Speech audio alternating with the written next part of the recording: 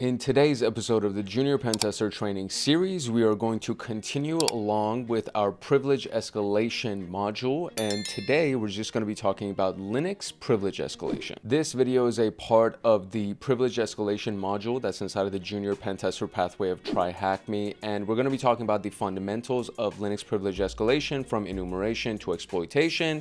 We'll get some hands-on experience with over 8 privilege escalation techniques, and a lot of them actually have their own virtual machines assigned to them, as you can see on the right with these little buttons, the green buttons right there. So the overview is the intro, obviously, what is privilege escalation, enumeration, automated enumeration tools, privilege escalation for kernel exploits, for Sudo, for SUID, capabilities, cron jobs, the path, the NFS, and of course we have a final challenge, the Capstone challenge, that is going to essentially test our skill set to see how well we did. This, surprisingly, is one of the free rooms that's available inside of TryHackMe, which means literally every single one of these virtual machines you can access for free by just having a username and a password with TryHackMe, as well as the attack box that's available inside of the room. So this entire room is available for free, and this is one of the many reasons why I love TryHackMe. And if you don't already have a membership with TryHackMe, I highly encourage you to at least get the free one, because you get access to rooms like this, which is a very robust room. There's a lot of stuff that we're going to be talking about today. There are a lot of exercises that we're going to be running today, and you are going to get a lot of experience as a part of completing this specific video and this room today. So I'm super excited for you, and I really hope that you get your membership so that we can go ahead with this. Now, if you don't have a membership with TryHackMe, or if you don't want to get one, you can always just make sure that you download and install Kali Linux, or Linux in general, most of the Ubuntu versions of Linux or distributions of Linux. I prefer to use Kali Linux because I am a hacker and I'm in cybersecurity, so I just like Kali Linux. There are a lot of people that have talked smack about me in the comments, and they think that I don't know anything about Linux because I prefer Kali over the other ones, which to me, I'm just like, okay, whatever.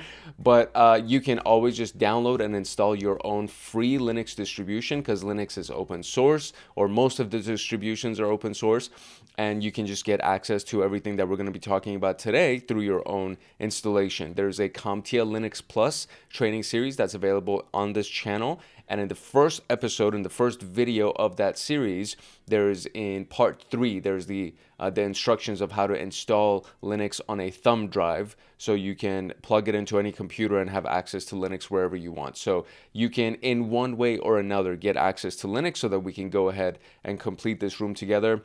And this was developed, obviously, on the TryHackMe platform by 1337 RCE. Now, I don't know if I'm supposed to read this in some other kind of way, but I'm just going to read it as 1337 RCE. Big shout out to that person. We're so grateful for their effort and for their development of this room, and I think it's going to be a great room. All of these different sections that you see here are going to be time-stamped in the description below.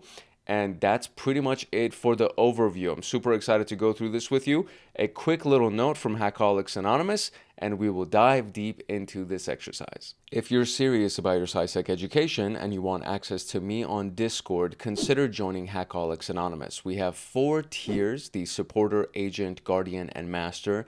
Each tier gets their own Discord server and early access to content. The agent, guardian, and master levels get exclusive content, exclusive downloads, monthly Python automations, live streams with me every month, plus so much more. And to join, you can simply click the link in the description below, or you can go to our homepage and click the join button there, or you can go to youtube.com/@HankHacksHackers/join, and you will be able to join Hackaholics Anonymous. Now, without further ado, let us jump into the Linux privilege escalation video. Now, the introduction for this particular room is actually very apt. It's spot on. The privilege escalation concept is a journey. It's not a destination. There are no silver bullets or, cookie cutters or anything like that. And much of it depends on the specific configuration of the target system. For example, the kernel version, or the installed applications, or supported programming languages, other users' passwords, and these are all just a few of the key elements that will affect your road to the root shell.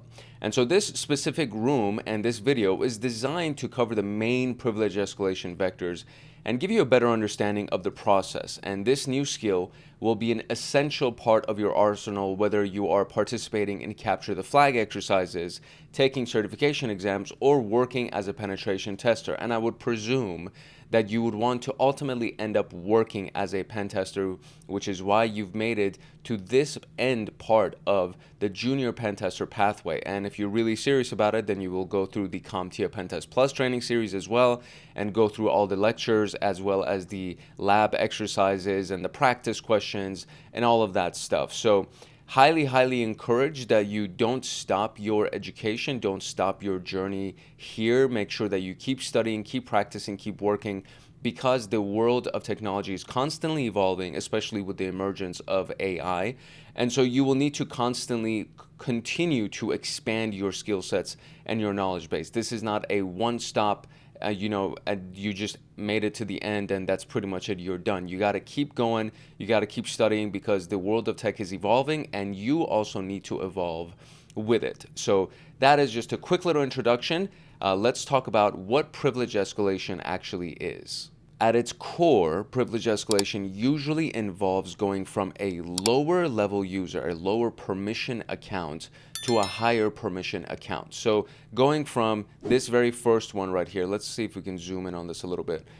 Going from this very first one at the bottom right here to the next level, that's technically privilege escalation. And then going up another one, and then going up finally to the super admin, that's the ultimate goal. But really just going from the first user to the next user, that's technically privilege escalation. And there are permissions that this user on the second level actually has that this person does not have, and you may be able to pull off certain things by just being able to break into this person's account. You don't need to go from the first level to the super admin in one move. If you go from this one into this one, and that's one move, you go from this one into this one, and then this one to this one, each one of them will open up new possibilities for you and new attack vectors, new pathways for you to follow, so that you can go ahead and ultimately achieve super admin privileges. And that's really all we're trying to do, is just move up one level at a time until we get to the super admin. Is it impossible to go from the basic user to the super admin? No, it's not. But is it probable? Not really. You're going to have to take multiple steps to get it done. And that's kind of the thing that I want you to really wrap your head around and plant your feet and kind of get used to that idea, right? We don't want to do these magic, gigantic jumps. We just want to gradually move up and gain new privileges and permissions with each level. So more technically, it's the exploitation of a vulnerability, design flaw, or configuration oversight in an operating system or application to gain unauthorized access to resources that are usually restricted from the lower level users. So that's basically, or not really basically, like really technically, that's what privilege escalation really means. Now, why is this important? When performing a real-world pen test, it's rare to be able to gain a foothold, which is that initial access, that gives you direct admin access. So you will most likely find lower level users and credentials that you can break into, definitely not the admins. So privilege escalation is crucial because it lets you gain system administrator levels of access, which allows you to perform actions like resetting passwords, bypassing access controls to compromise protected data, editing software configurations, enabling persistence, changing the privilege of existing or new users, or creating new users and assigning them to the admin level so that you can just have a way in after your current exercise is over. Executing any administrative command, but that's basically it. Like, once you get admin privileges, you can do anything on that machine or on that application because the admin has all of the permissions. There are zero limitations to the super admin or to the root user, right? The root user can do anything and everything that can be done on that machine. And so that's what we're trying to do, is we're trying to get that final super boss level of permission where we can do whatever the hell that we want on that machine. So this is just a basic review of what privilege escalation actually is. So now we're going to actually enumerate, and we're going to try to find some users and potentially see what path we can take to go from a basic level user to a higher level user. So I'm going to start this virtual machine that's been assigned to us, and if you're following along with me inside of this exercise, then I would recommend that you do the same thing. In this particular case, it actually opens up the virtual machine inside of this sidebar right here, this split screen. Usually it doesn't do that, so I'm very curious to see what's going to happen on this side, and we'll read through the documentation for the instructions here. I'm also going to go ahead and start the attack box as well. I think at some point we'll also need the attack box as we go through these exercises. The attack box always opens up in a split screen. Usually these virtual machines don't open up in a split screen unless it's a specific type of distribution that they want us to get access to, or a Windows machine usually opens up inside of a new window. So I think we might have a Windows machine, but it doesn't make sense because we're technically in a Linux privileged escalation room, so it's probably a different type of Linux machine. Whatever, let's actually read through the contents and see what this means. So enumeration. So just based on this little note right here, it is a Linux machine because we get to access it use over SSH. So we could actually do SSH from our attack box, or we can just use the machine inside of that split screen view that was assigned to us. I'm just going to do SSH because I love doing SSH. I think it's a really cool exercise. It makes me feel like a hacker. And it's something that if you've never done before, I highly recommend you try as well, because it's one of those skills that it's very simple and easy, straightforward to do. It's just it makes you feel very powerful when you actually do it. And there are also, just as a side note, there are going to be software and applications that are available on our attack box that most likely will not be available on this target machine. So I want to be able to access all of the other tools that are available to me on the attack box, in addition to everything that would be available on this specific user's profile when we SSH into it. So let's talk about enumeration. This is the first step that you have to take once you gain access to any system, and you may have accessed the system by exploiting a critical vulnerability that resulted in root level access, or you just found a way to send commands using a low privileged account like Karen here. So pen testing engagements, unlike capture the flag machines, don't end once you gain access to a specific system or a specific privilege level. As you'll see, enumeration is important during the post-compromise phase as it is before. So it's as important during post-compromise as it is before the compromise. So these are a few ways that we can do this. Number one is the host name. So the host name command is going to return the host name of the target machine. This is different from the username. So although this value can easily be changed or have a relatively meaningless string, for example, Ubuntu, yada, yada, yada, in some cases, it can provide information about the target's system role within the corporate network. So for example, the host name could be SQL prod or prod01, so meaning SQL production 01. That might be a hint that we can get where it's like, oh, this specific host is meant to manage databases in the production environment, right? So production SQL server is what it could be.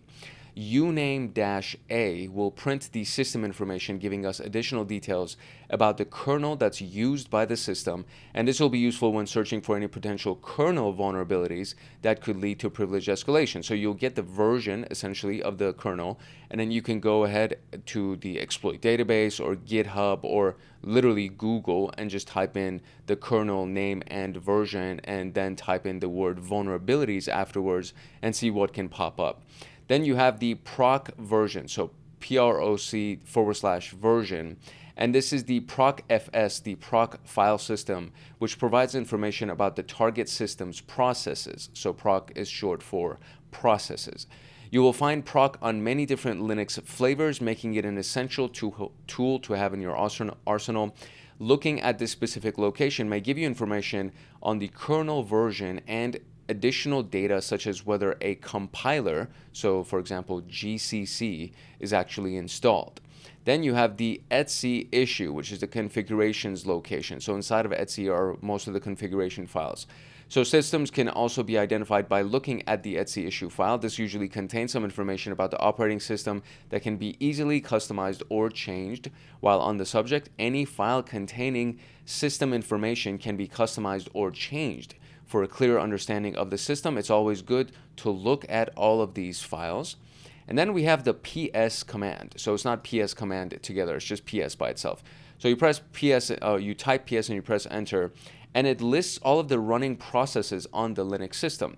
Typing this on the terminal will show you the processes for the current shell that you are in. So the output of it will show several columns. You have the PID and a lot of times also the PPID. So the PID is the process ID, which is unique to the actual process. And then the PPID is the parent process ID. That's a lot of times available as well. Typically, it's also something that is more unique to Windows machines, but you can find it in Linux machines as well. TTY is the terminal type that's used by the user. The time, which is the amount of CPU time that's used by that specific process. This is not the time that this process has been running for. It's the amount of time that has been used by that process. So the amount of CPU resources, we can think about it. The amount of CPU time that's been used by the process. The CMD is the command or executable that's actually running. It's not going to display any command line parameter. It's just the command name, the command line name for that service. So if you wanted to call it, so let's say Google is something that we want to use. When you look at the icon of Google or Chrome on your desktop, it just says Chrome, right? So, but when you look at the actual name behind the scenes, which is the name that is used inside of the command line to pull up Google, a lot of times it might be different. It might have a version on it, or it might say Google underscore something or Chrome underscore something, right? So the CMD name is very different from the actual icon name that you'll see on your desktop. The PS command provides a few useful options. PS-A will view all of the running processes. PS, and then we have AXJF, views the process tree, so the tree information until PSAXJF. So this is what you see right here, right? So you have the tree underneath this one. So user binary Q terminal, and then underneath that we have user binary ZSH, and then we have PSAXJF. That is the command that was ran. And then if we wanted to just backtrack this, PSAXJF would be inside of the binary ZH, which is the shell essentially, and then the shell is inside of the user binary Q terminal, right?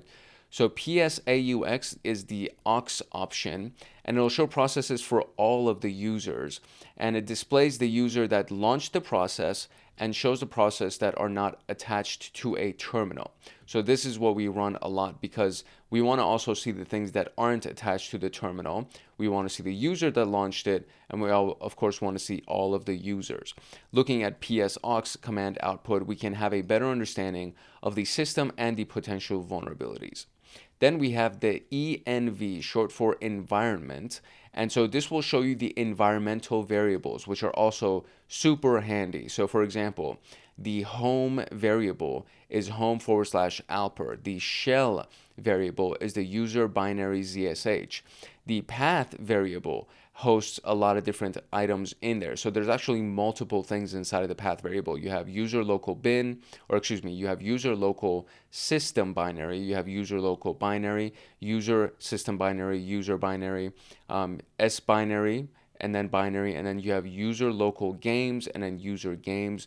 Those are all various entities, various variables or values, I should say. There are various values that are all stored inside of the path. And the reason why that is because we can refer to any of these things as long as they're inside of the path variable here, we can refer to them without using the full path outline by just calling on games, for example, without having to type usr/games and a bunch of other things as well. So these are all environment variables, and they can also be very, very handy. The ones that we're most interested in are the path which may have a compiler or a scripting language, for example, Python, that could be used to run code on the target system or leverage for privilege escalation. And so instead of having to reference the full path where Python is installed, you can just type Python and then refer to Python and then, launch a Python script by doing that.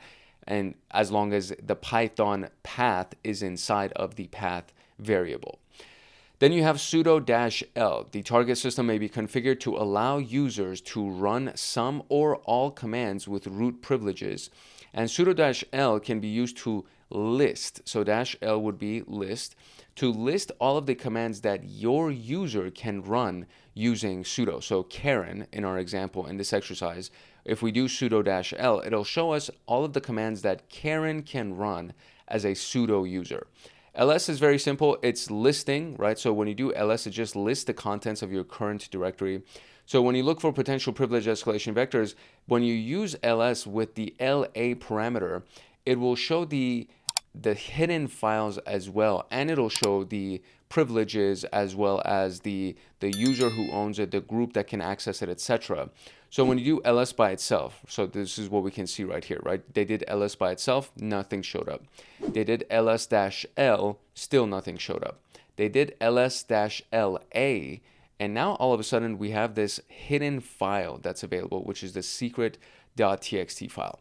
One of the key indicators of a hidden file is that it starts with a period. So .secret.txt or etc. Anything else that has a dot in front of it is actually a hidden file, and so it won't show up with ls or ls-l by itself. You have to do ls-la, and so that way you'll be able to see the actual hidden files as well as all of these various elements of it. So for example, on this hidden file, the creator has read and write permissions, and the other users as well as everybody else inside of other groups has only read permissions, right?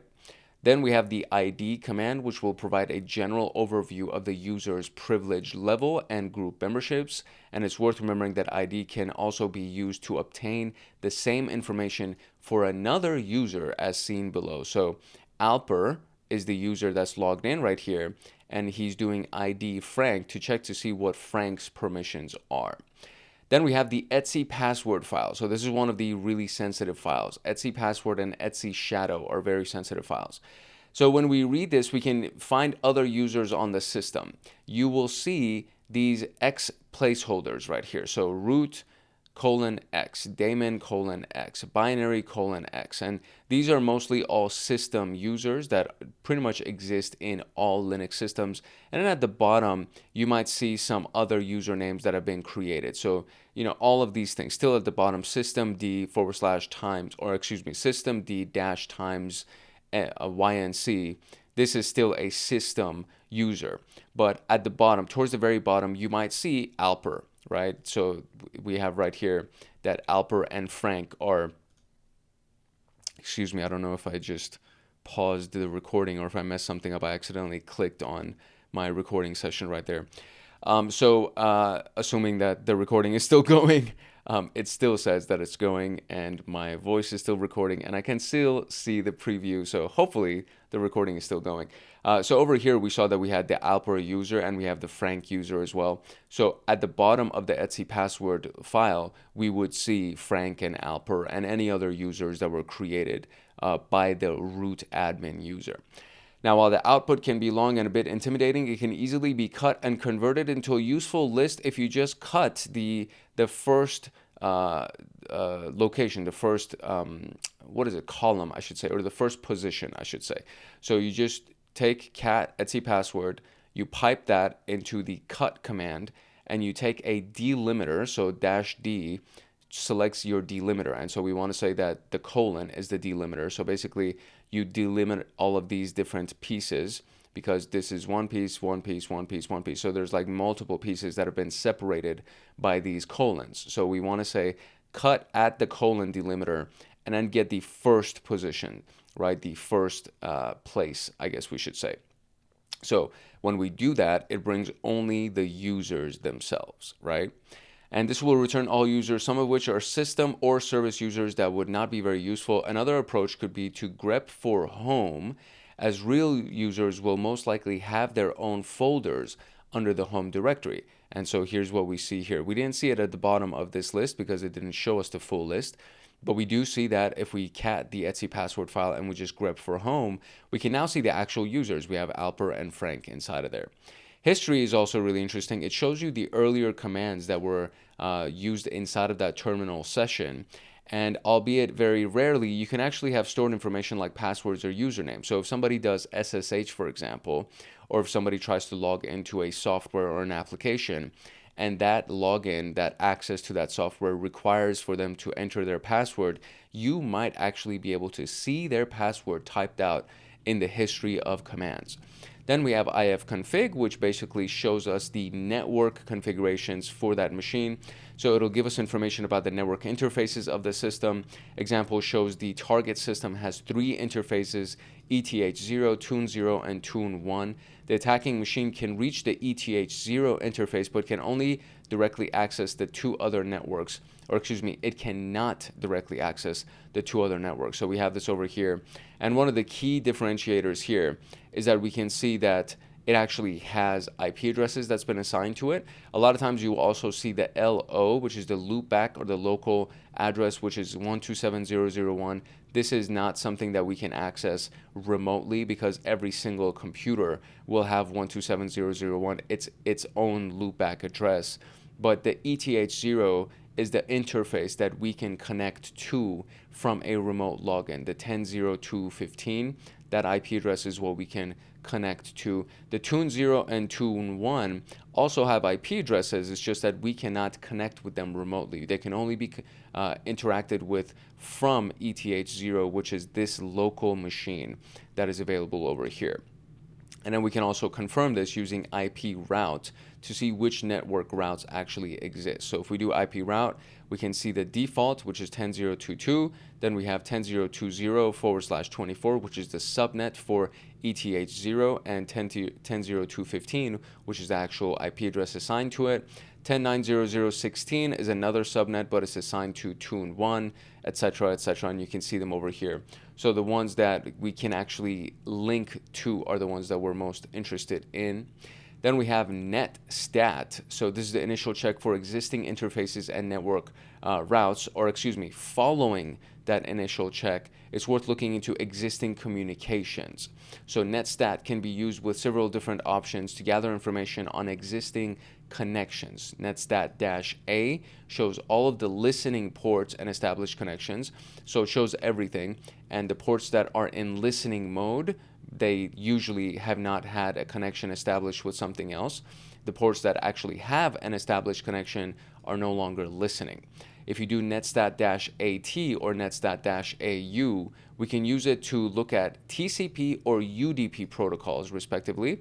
And netstat-L will list the ports that are in listening mode, and they're open and ready to accept incoming connections. This can be used with the T option to list only ports that are listening using TCP. For example, this netstat-LT is looking for listening TCP ports that would be available, and it seems that the local address 1337 is available and it's in listening mode.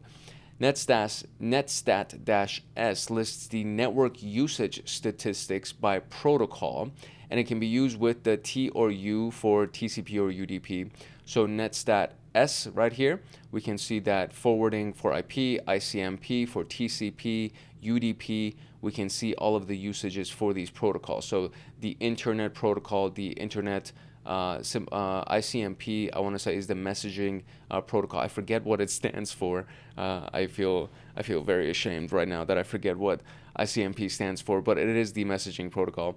We also have TCP for transmission control, UDP for user datagram.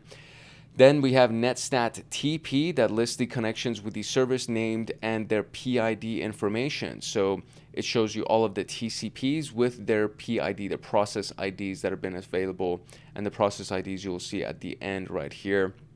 You can also use it with the -L option to show the listening ports below. So we have LTP now that shows us the 1337 port that's listening, right? And it doesn't have a PID or a program name because it's in listening mode, so nothing is connected to it.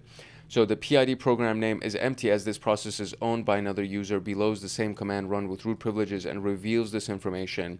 So then we can actually see that. So this is actually incorrect. What I said previously is incorrect. It's the reason why we don't see the PID is not because it's only in listening and it's not connected. It's because the current user that's running it, Alper, does not have permission to view it unless they actually run it as a root user, because this is owned by a root user.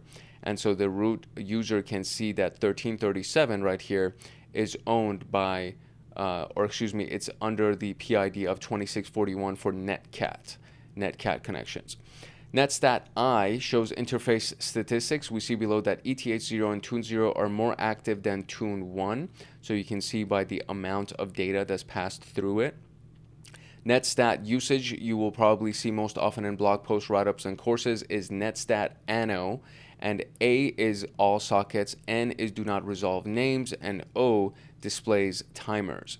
So you can see this over here, right? So the protocol, so it basically shows you all the information, right? So it shows you all the stuff. It shows you the display timers, as well as it doesn't resolve domain names. It just gives you IP address information and everything else. So very useful. The find command is extremely useful as well. I talk about this a lot in the Linux system administration videos, as well as the CompTIA Linux Plus videos. We have like a big deep dive into the find command. So there are useful examples for find. You basically use it to find things inside of that machine. So finding files, for example. So find, and then the next thing that you want to give it is the location that you want to search in. So a dot represents the current directory that we're in, and then we're going to look for something by its name, and then the name is going to be flag1.txt. So it'll find the file named flag1.txt if it's in the current directory. Then you can do find and give it the location. In this case is /home directory, and you're looking for the same file. Find, and then you just give it a / by itself, and it's going to look in the entire machine. So the / represents the root folder and everything inside of it. So it searched recursively inside of every other directory or folder inside of these directories. So now we're looking inside of the root as well as all of the other folders inside of that recursively. We're looking for a directory, so a type D will be looking for a directory, and the name that we're looking for is configuration. So we want to find the config directory inside of this machine to see where it's actually located. Then we're looking for a type F for a file, and we're looking for all of the files that have a permission set to 0777, which gives you all of the permissions. So this is the numeric permission for everything. So a 4 is read, a 2 is write, and execute is 1. So all of those added together will equal to 7. So now you want the user, the other group, as well as the owner. So everybody that looks at this file should be able to have read, write, and execute permissions, right? So the first one represents the owner, the next one would be the group level, and then the last one would be everybody else that's not the owner and not inside of that assigned group, okay? So then we want to look for files, or we're looking for finding everything inside of the root and recursively that has permissions set to execute. So we just want all of the executable files. Then we have finding inside of the home directory the user Frank. Find all the files that belongs to the user Frank inside of home. Find in the root directory something that has been modified, in the last 10 days. Then you want something that has been accessed in the last 10 days. Then you want something that was changed in the last hour. So this is the cmin, is the changed in minutes, right? So changed in the last 60 minutes, all the files that were changed. So find something that was accessed in the last 60 minutes, right? Find something that is a size of 50 megabytes specifically. So you could say 50 megabytes or greater, 50 megabytes or less.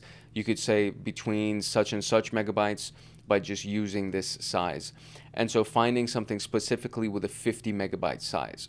So we can use this with the plus and minus signs to specify a file that is larger or smaller than the given size. So for example, plus 100M will show you something that is greater than or equal to 100 megabytes. You could do minus 100M, that'll show you something smaller than 100 megabytes.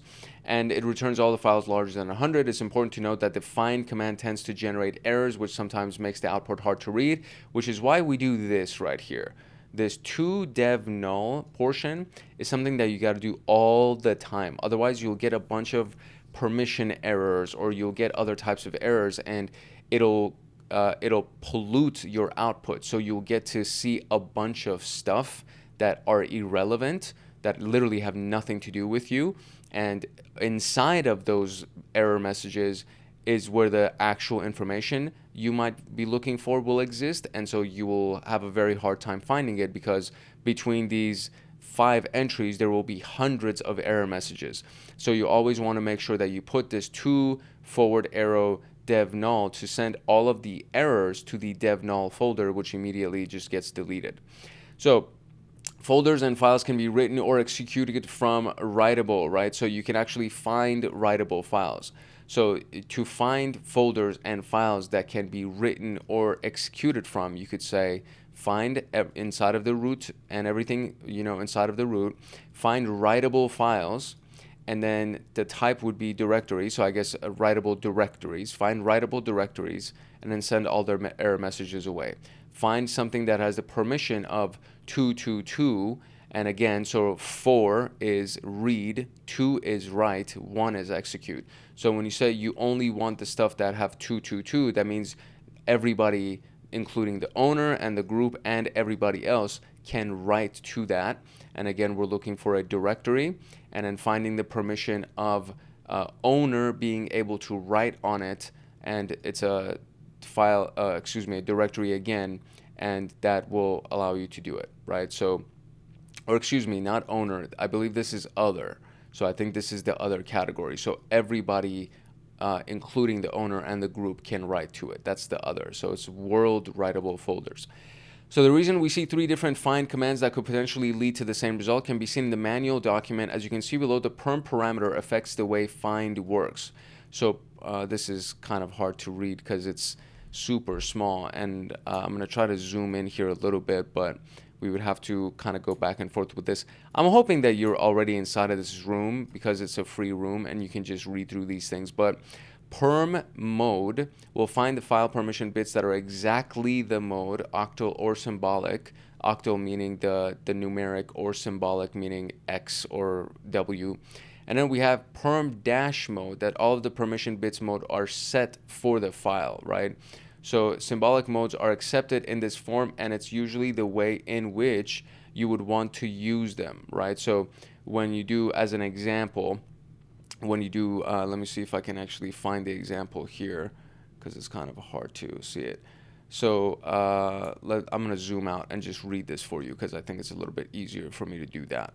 So it says perm mode, files permissions bits are exactly that mode. Since an exact match is required, if you want to use this form for symbolic modes, you may have to specify a rather complex mode string. For example, perm G equals W, meaning this will only match files which have a mode 0020, that is one for the group to have write permissions, right?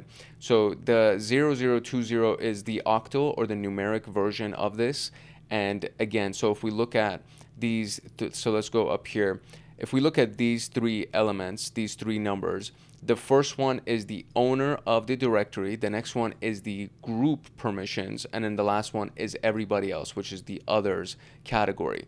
So when you say 020, you're looking for things that the group has write permissions on. And this is what it's saying right here. When you do G equals W, it's only going to match files that have a 020, which is the group can actually write to it. It's more likely that you will want to use the / or dash forms, for example, perm dash G equals W, which matches any file with group write permissions, and that would be the better option, honestly. So perm-mode, which is the version that we just talked about, all of the permission bits mode are set for the file. Symbolic modes are accepted in this form, and this is usually the way in which you would want to use them. You must specify the U, the G, or the O. The U being the user that owns it, G being the group, or O being the other category. If you want to use a symbolic mode, see the example section. So again, this is just the reason why we want to cover a few different ways that you can find files or directories for their permission. So finding inside of the root something that has a permission of others being able to execute it, and the type of thing that we're looking for is a directory, finds world executable folders. Find development tools and supported languages. So find something that has the name of Perl, and then the asterisk is representing a wildcard character, which basically it starts with Perl and then it ends with whatever. It starts with Python, ends with whatever. It starts with GCC and ends with whatever. And then you can always do asterisk Perl asterisk or asterisk Python asterisk, so that you can assign a leading portion of it that could be a wildcard and an ending portion. So it'll look for anything that has Perl in the middle of it, right? Same thing with the rest of them. And then you can always do this with, flag, right? So if you're looking for a flag file and you don't know how it would be named, you could just do flag asterisk, and then you could try to find that. So there's a short example used to find files that have SUID, so the super user ID, and the SUID bit allows the file to run with the privilege level of the account that owns it rather than the account which runs it. This allows for an interesting privilege escalation path, which we'll see more detail in task 6. The example below is given to complete the subject on the find command. So find in the root permissions with the user equals S, and the type would be a file. So this will find all files with the SUID bit set, which allows us to run the file with a higher privilege level than the actual current user, assuming that the owner of that file has higher levels than we do, right? And then there are, since we're in Linux, familiarity with Linux commands in general will be very useful. So find, locate, grep, cut, sort, all of these things. There are multiple Linux system administration videos that are on this channel, and they are received very well. They have a lot of views, and they can teach you a lot about just general Linux operations and how you can navigate your way inside of the Linux command line. So highly encourage that you go into that if you have not seen it before, or if all of this is new to you and this is your first exposure to Linux. There are, Linux fundamentals videos, there are Linux system administration, and then if you really want to get good at it, there's the CompTIA Linux Plus playlist that will teach you a lot of things about Linux. So what is the host name of the target system? Okay, so now we get to actually run some commands here on our target system. So first and foremost, I'm going to show split view, and I'm going to open the attack box here in full screen so we can kind of navigate back and forth with it. And then from there, I'm going to log into this as Karen. So this is how you SSH. This is so easy. If you've never done it before, you're going to be shocked how easy this is. So we're going to go here, and we're going to say SSH as Karen, and then we give it at the location. So it would either be a domain name or an IP address. You press enter, and it says, are you sure you want to continue connecting to this? I'm going to say yes, because I trust TryHackMe, and I know that this is going to be something that's inside of their network and all of that stuff. But the SHA-256 fingerprint that you see right here is for that host that's been assigned to you. Now, this is a security mechanism. So if this SHA-256, assuming that you're going to connect to a remote address, right? You would get the remote address, and then you would get a SHA-256 fingerprint for that address. If the fingerprint that you've received for that address is not this, that means you're connecting to something that is being intercepted by a hacker or somebody maliciously that's doing a man-in-the-middle attack. So the fingerprint should be matching the value that you've been given when you're trying to connect to whatever that remote access IP is. So I'm going to say, yes, I trust it. And then we want to type Karen's password. You're not going to see the password, but if you do it correctly, you will actually now get a new terminal command line. So you can see that I was root right here, and now I have this whole thing down here. So I can just do who am I, and now it says I'm Karen. I'm no longer root, right? And I can do uname-a to get the the Linux Wade 7366, 7363. I can do the host name, which is Wade 7363. So Karen is logged in on the Wade 7363. So what's the first question here? I think it's asking for the host name, right? So let's see what the first question is. What's the host name? It is Wade 7363. What is the Linux kernel version? And we also got that. So the Linux kernel version is the 3.13.0 something something generic. I think we just want the 3.13.0. So let's copy that. Oh no, they want the full thing. So 3.13.0 all the way to the generic. That's what we want. So there we go. We're gonna paste that here. What Linux is this? Okay, it is Ubuntu Linux. You can see that right there. So we will, oh, okay, I guess we got to go do that whole thing too. So it would be, what is it? Ubuntu Linux, right? GNU Linux, Ubuntu Linux. I want to say it's the Ubuntu SMP, right? Let's see.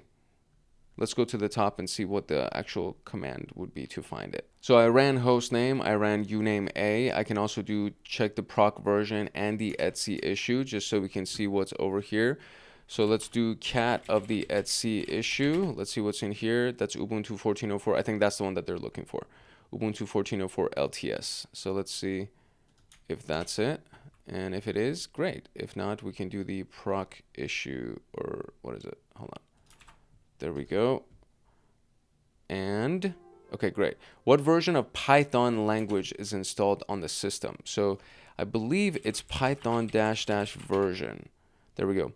Python 2.76. Do they want the full thing? Yeah. So 2.7.6.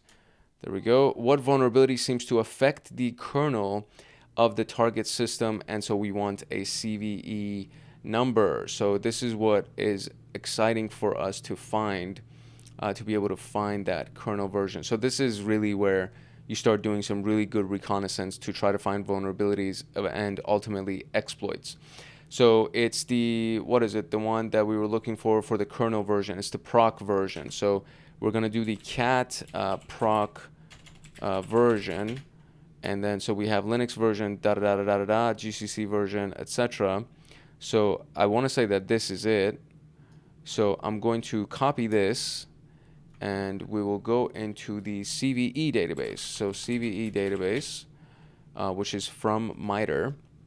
And then we're just going to search for that. So I will look to see, and there's also the NIST National Vulnerabilities Database. So let's see where we can go and do a quick little search here.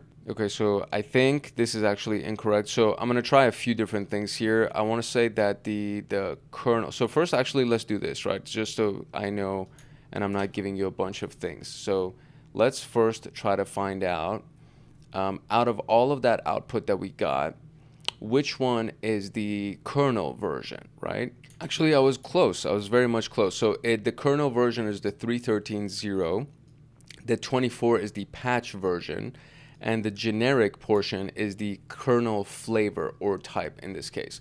So what I searched for was this full thing. Now nothing has shown up here. So let's just do 3.13.0 and let's see if anything shows up here. And so we have a bunch of things now. So this is the redirection to untrusted, etc. But I definitely want, because I mean 3.13.0 could be anything. So let's try Linux 3.13.0. And so Snowflake connector for Python provides an interface for this. And then we have starting Python 3.12.0. So what's the question asking us here? It's saying what vulnerability seems to affect the kernel of the target system. So I mean, I have two here. So I'm going to try both of them. I wonder if they're the ones that we're looking for. Nope, that's not the one. So let's try another one here. And if nothing, we might have to go to the vulnerability database for, that's not it either. So the vulnerability database that was for NIST, this might be useful to us. So let's see if we can search through these guys right here. Okay, so I mean, I Googled it really, honestly, because for whatever reason, even going through the NIST website, it still brought this up for me. And when I Googled the question, what vulnerability affects that version of Linux, that's the actual distribution kernel, etc., whatever. This one popped up, and so this is the overlay implementation in Linux and Linux kernel package before 39 da da da da. That's one. So that's one that popped up, and then there's another one that also popped up from 2014. So let's try the 2015 version, see if this isn't okay. That's the answer. So I mean, I think the issue is that I was looking for a specific distribution Linux kernel version, and it wasn't showing up under that specific version because it says package before etc etc, and it doesn't. So let's go read into it to see if it actually shows the individual 3.13.0. Yeah, it doesn't. So it doesn't show us 3.13.0, which is the actual kernel version, and that's what I was searching for, is that specific kernel version. But it says anything before 3.19.0, that's what is being affected, which is obviously 3.13.0. So sometimes searching for these things may be a little bit tedious because looking for the exact kernel version was not the way that I got the answer. So this is the exact kernel version. Looking for that was not the way that I got the answer. And trying to do a long form search question is what ultimately ended up getting the answer for me. And it revealed the CVE ID, and then in the description, it has nothing to do with the specific version that we're looking at. It actually just says anything before this is what is affected by this CVE. So that was a very long-winded section that we just went through. So let's now go through to the next one, which is automated enumeration tools, which is much shorter. So when we do this kind of stuff, there are a lot of tools that can help you save time during your enumeration, and these tools should only be used to save time, knowing that they may actually miss some privilege escalation vectors. And this is a list of popular Linux enumeration tools with links to their respective GitHub repos. So linpeas, linenum, less, which is the Linux exploit suggester, Linux smart enumeration, and Linux privilege checker. These are all available through GitHub for you to download.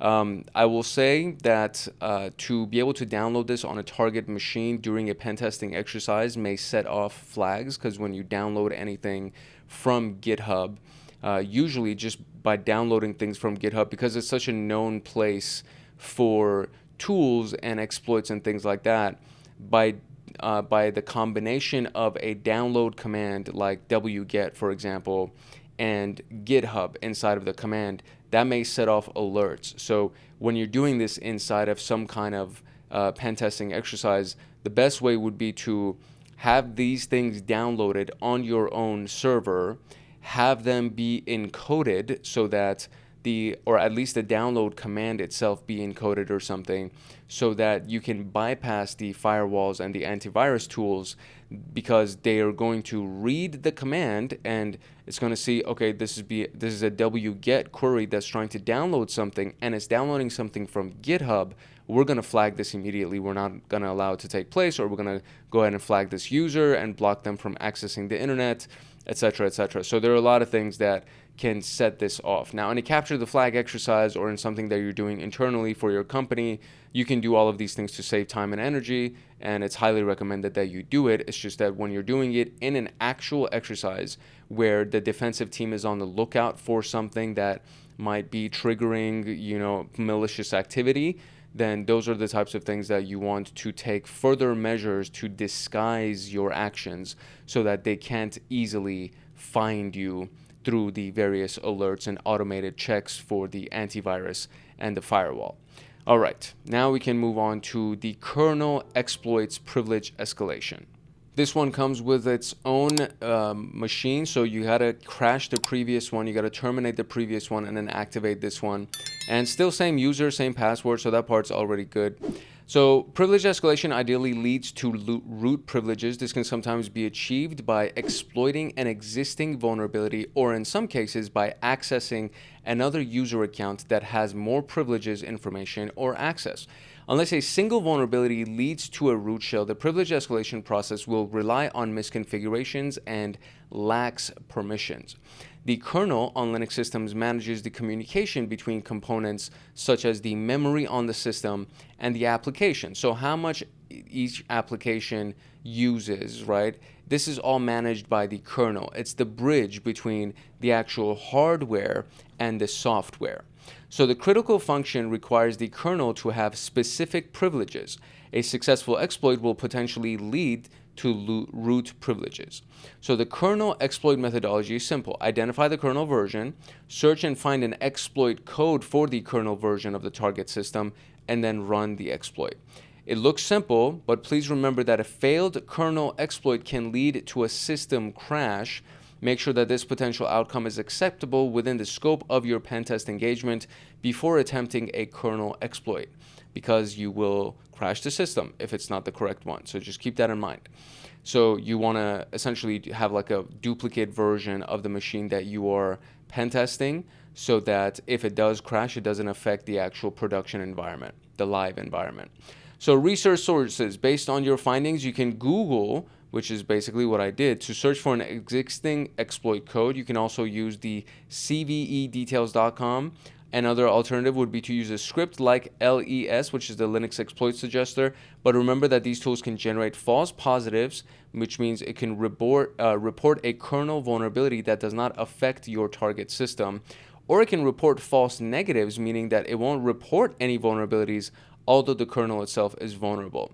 Some hints that we have are being too specific about the kernel version when searching for exploits on Google, which is what happened to me, or using exploit database or SurfShark. That's exactly what happened to me. I was looking for too specific of a thing and I missed it, so I had to broaden my search. Be sure you understand how the exploit code works before you actually launch it. Some exploit codes can make changes on the operating system that would make them unsecured in further use or make it irreversible. Changes to the system create problems. So of course these may not be great concerns with a lab or CTF environment, but these are absolutely no-nos during a real pen testing engagement. Some exploits may require further interaction once they are run, so read all the comments and instructions. And then of course transfer the exploit code from your machine to the target system using simple HTTP server or wget, or just create a Python server, whatever it is. You can actually transfer the exploit code to the target.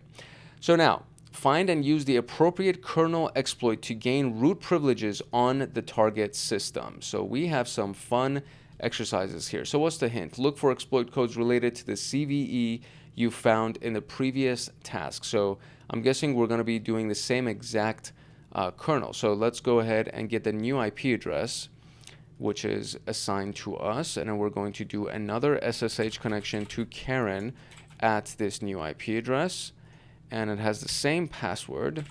So password, and there we go. So now we are Karen, and we want the, so let's see, cat proc version, I think it was, and there it is. So yeah, it is the same one, 3.13.0 generic, etc., etc.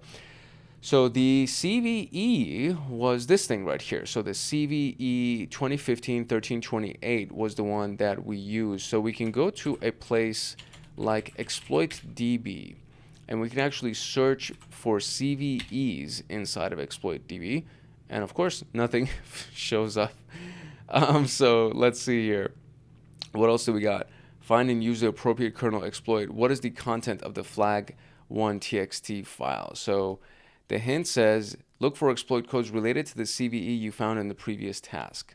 So maybe if it's not available on the exploit database, let's see if we can, because exploit database is also using search exploit, so that may not necessarily work either. And I'm wondering if I have access to MSF console. It looks like I do. So I'm going to launch MSF console, and I'm going to search inside of Metasploit to see if there's anything available for that CVE, and then if not, then I'll just go to GitHub. Actually, while this is loading, I'm just going to go to GitHub and see if I can find anything for this exploit. Okay, so there are a few different things. Actually, there's even a link for the Metasploit framework documentation. So there's definitely an exploit inside of Metasploit. So this is what I did for my search. Let me see if I can kind of zoom in. So site github.com in text, and I just searched for the vulnerability ID. And so inside of this, we have this one. We have this one. We have Elite Pwner, I guess. which is the GoldenEye kernel exploit. And then there's a Metasploit link as well, which leads me to believe that I can actually use Metasploit to pull this off. And so Metasploit is already up and running. So I can do a search and I can paste the ID of the exploit or the ID of the vulnerability, and it's literally the only one. So exploit Linux local overlay FS privilege escalation, etc., etc. So we can actually use that one. So we'll do use of 0. Then I want to see the options that I need to set for it. So we need to have our local host that I need to set. And then what else do I need? I need a session. So the session that is used to run this module on. And I don't even have a session active. So I actually need to get a session for this thing in order for this to work. So let's go back and let's see if we can do a remote connection. So like if we can do an SSH connection, essentially the way that we did, but do it inside of Metasploit to actually have that as a session. I'm wondering if that could be potentially a way that I can create a session. So 10.201.10.91. And so let's enter Karen's password. And so now we are Karen. So now I can do Control Z or not. I can't do Control Z. So how do I background this particular session here? Okay, so I think the benefit or the way to do it would be to actually use an SSH login auxiliary instead of doing the same thing that I did, which is a normal SSH. So we're going to search for SSH, right? What is it? So we're going to search for, what's the actual name of the thing? The SSH underscore login. So I'm going to search for the SSH underscore login auxiliary, and there it is. So SSH underscore login public, and is it a scanner? It is a scanner. Okay, great. So all right, so we're going to use this one, and we're going to do our connection with this person. So you want the username. It's not required. So what is required here? There is the R host that's absolutely required. And I guess we do need to also provide a username because it doesn't make sense for it to not have a username. So what I'm going to do here is I'm going to set the R host to the IP of Karen. And then I'm going to set the username to Karen. And I'm going to set the user pass, or is it password? What is it? Password, right? Passwords, yeah. We're going to set the password to be password 1. So we should have all of our options set up, and there's no required options that I haven't set up. So far, so good. So now we can actually run this, and let's see if it works. And it says scan one of host auxiliary execution completed. SSH opened 1. So success could not see. So am I? It doesn't seem like I am here, because it says that it should be, but it doesn't seem like I am. It is. It seems like it is. So session 1 is actually SSH. So sessions, let me see if I can interact with that session. Unknown command, did you meet sessions -I1? Okay, so now I am inside of the session. Okay, great. So now we can actually background this. So very good. So we actually do have it, and we can verify that we have it. Okay, so in case you just kind of missed what I just did, I wanted to create a session. And so this can be done in a variety of different ways, right? So there's no mandatory approach that they've given us to try to find this kernel exploit. And I'm kind of just building on everything that we've done so far inside of Jr.PenTester, because we've done a bunch of exercises with Metasploit. So if you've been following along with me, you should be familiar with Metasploit. Metasploit is a very powerful framework. Now, there are a few things that we can do inside of Metasploit. One of them is create a secure shell login, which is what we just did. And I used the SSH login auxiliary module because I want to be able to background this module so that now when I actually go to that CVE, right? So the CVE that we found, which is this one. So using this CVE, I want to now be able to use that other module. So we're going to search for the CVE, and it's going to bring that one module for us. So we are going to then use that module, which we're now here, show options. So now it shows us that we need to have a session. So we actually need to assign a session to it. So set session to 1. Okay, great. And now we need to assign our local host IP address, which is my IP address right here, which is going to be set lhost to 10.201.90.238. Let's type that correctly. All right, cool. So let's run it. Let's see if this works. And so started reverse TCP handler. Session may not be compatible with this module. Okay, writing to da-da-da. Let's see if this actually works. If not, we'll just do something else. But I'm hopeful about this. Okay, so just to keep you in the loop, it did not work. So I'm gonna try a different approach here. What happens is that it started writing to these temporary folders and then it didn't actually complete the session. Like there was no session that was created. And so I tried to run it again and then now it says, you know, there's a directory that exists, please delete it. And then I was like, okay, well, I went inside of the secure shell session and I tried to delete it and it says you can't delete it because it's a directory. So if we go into our current directory, which is the root, and if we go to the temp directory, and now we have hacksdax, which is that. So if I go into hacks and do print working directory, that's where we are. What's inside of this? There is UOW, I guess. So if I go back and try to remove the hacks, it says you can't remove it because it's a directory. So if I do remove -r, I think that's what it is, because I need to do recursive removal. That's what the issue is, because remove just by itself only works for individual files. So if you do remove by itself, yeah, there you go.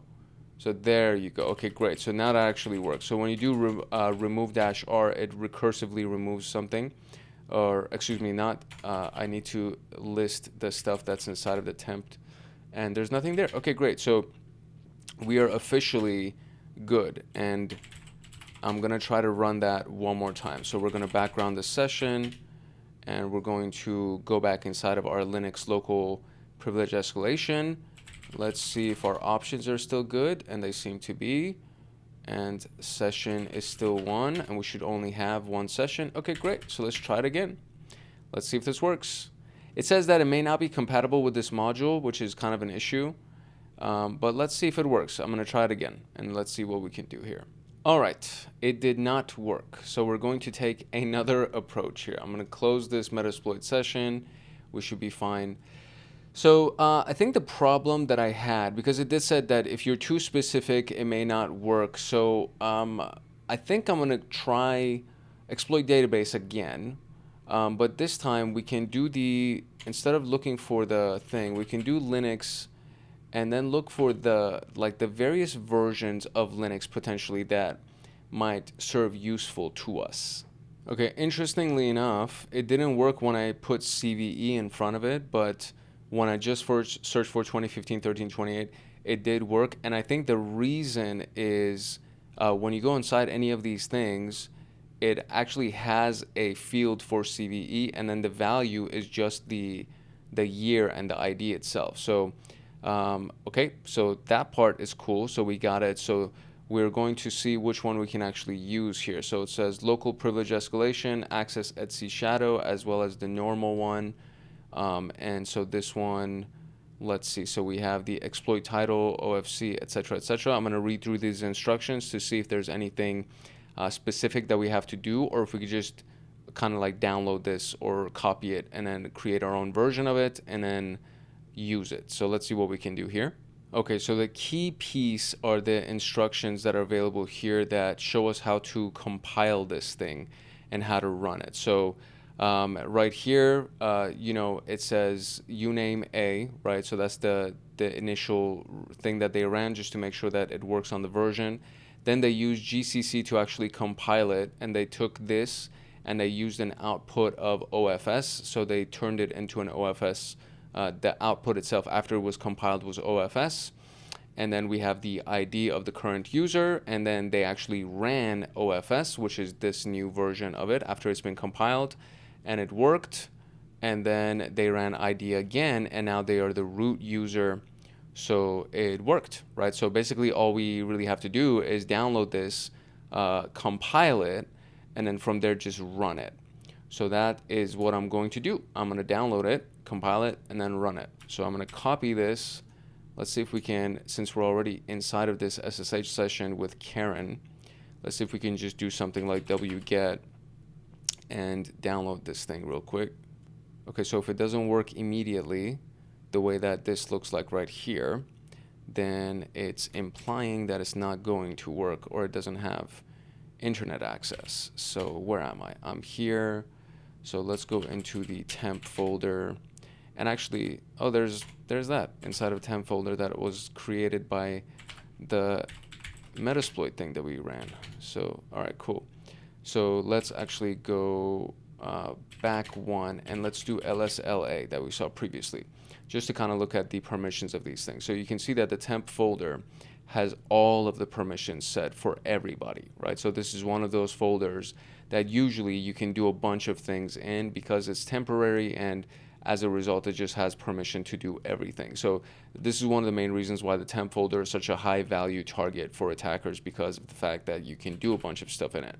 So we're going to go in the temp folder, and there's nothing in here. We're going to create a new file called the ofs.c, and inside of the ofs.c is where we're going to paste all of this, right? So that's basically what I'm going to do. Is I'm just going to duplicate exactly this by copying it, and you always want to make sure that this last empty line is also in there.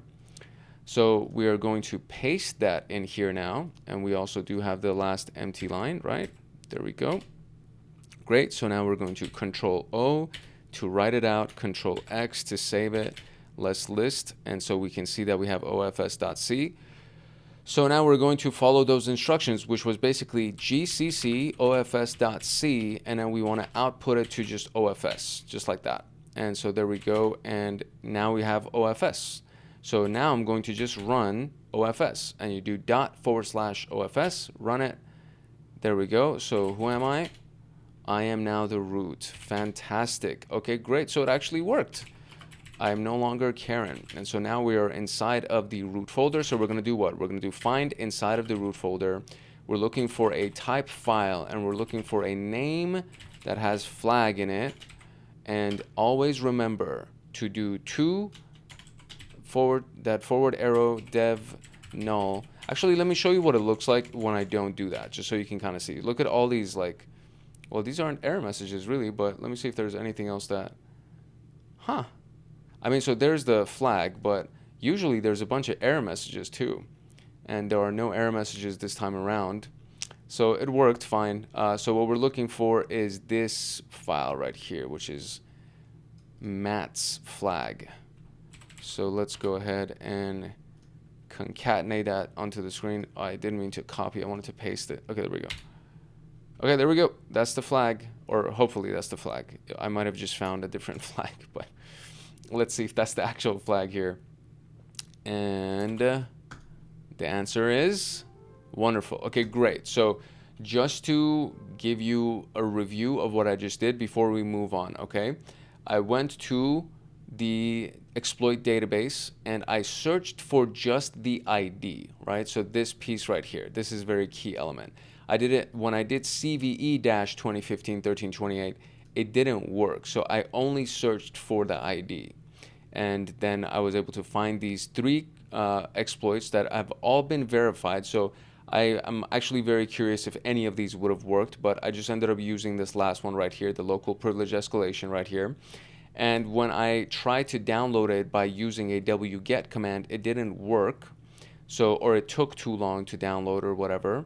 So I just did nano and I created my own file. So nano is a text editor. All of these things are like basic Linux information. So if you're not familiar with nano, then you need to like get really good at Linux. But essentially, so we created our own file. We pasted the exploit inside of our file, and then we compiled it using GCC.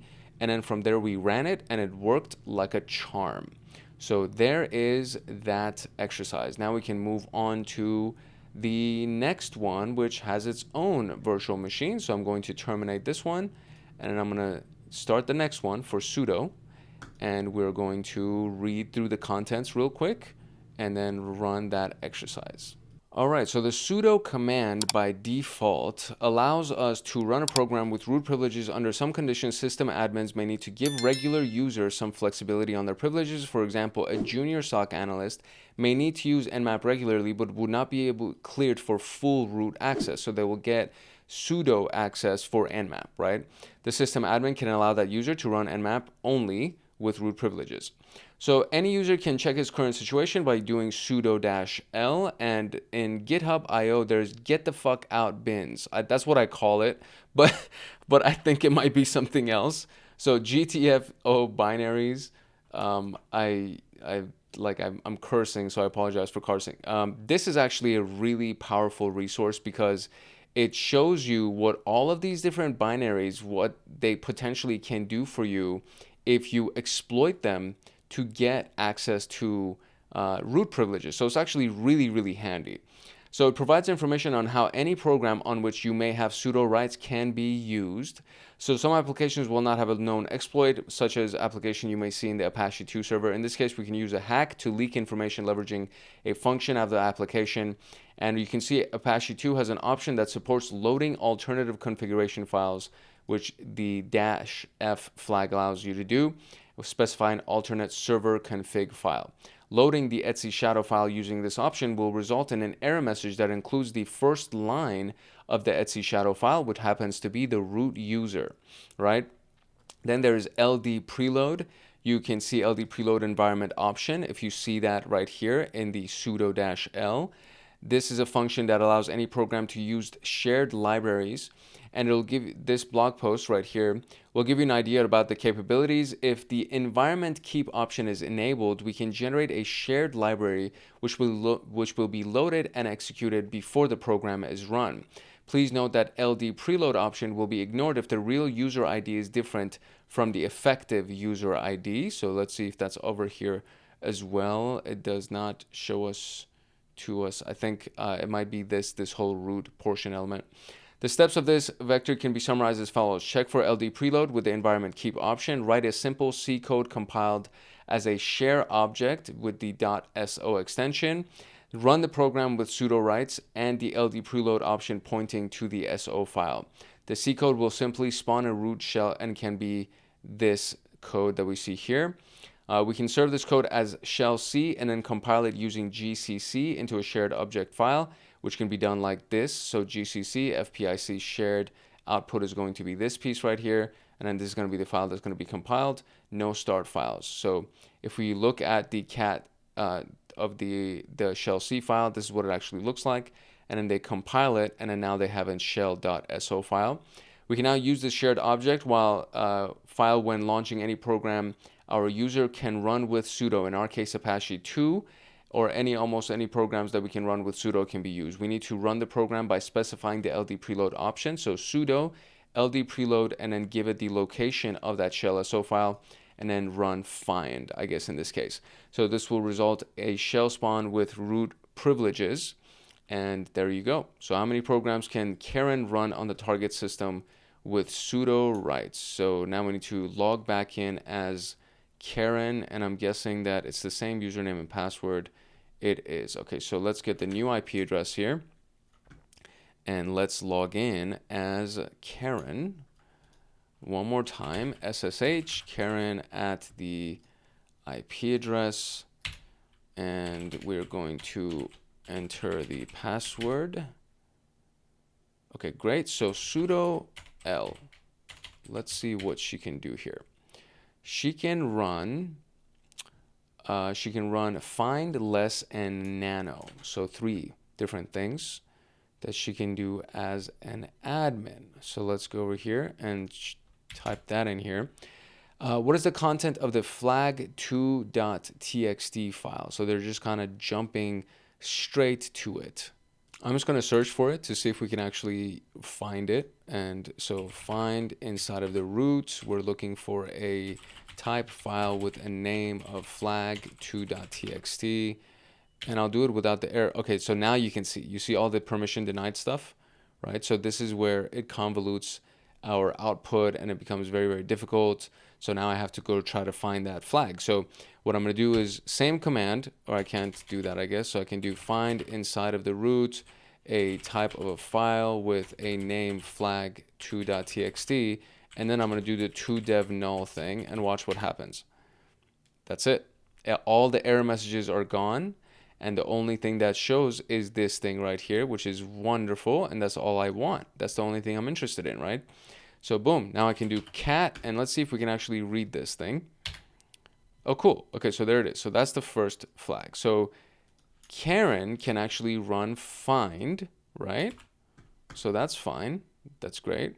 How would you use nmap to spawn a root shell if your user had sudo rights on nmap? So you want to spawn a root shell if your user had sudo rights on nmap. So if we go here and look for nmap, and we're trying to find a root shell. So how would you do it?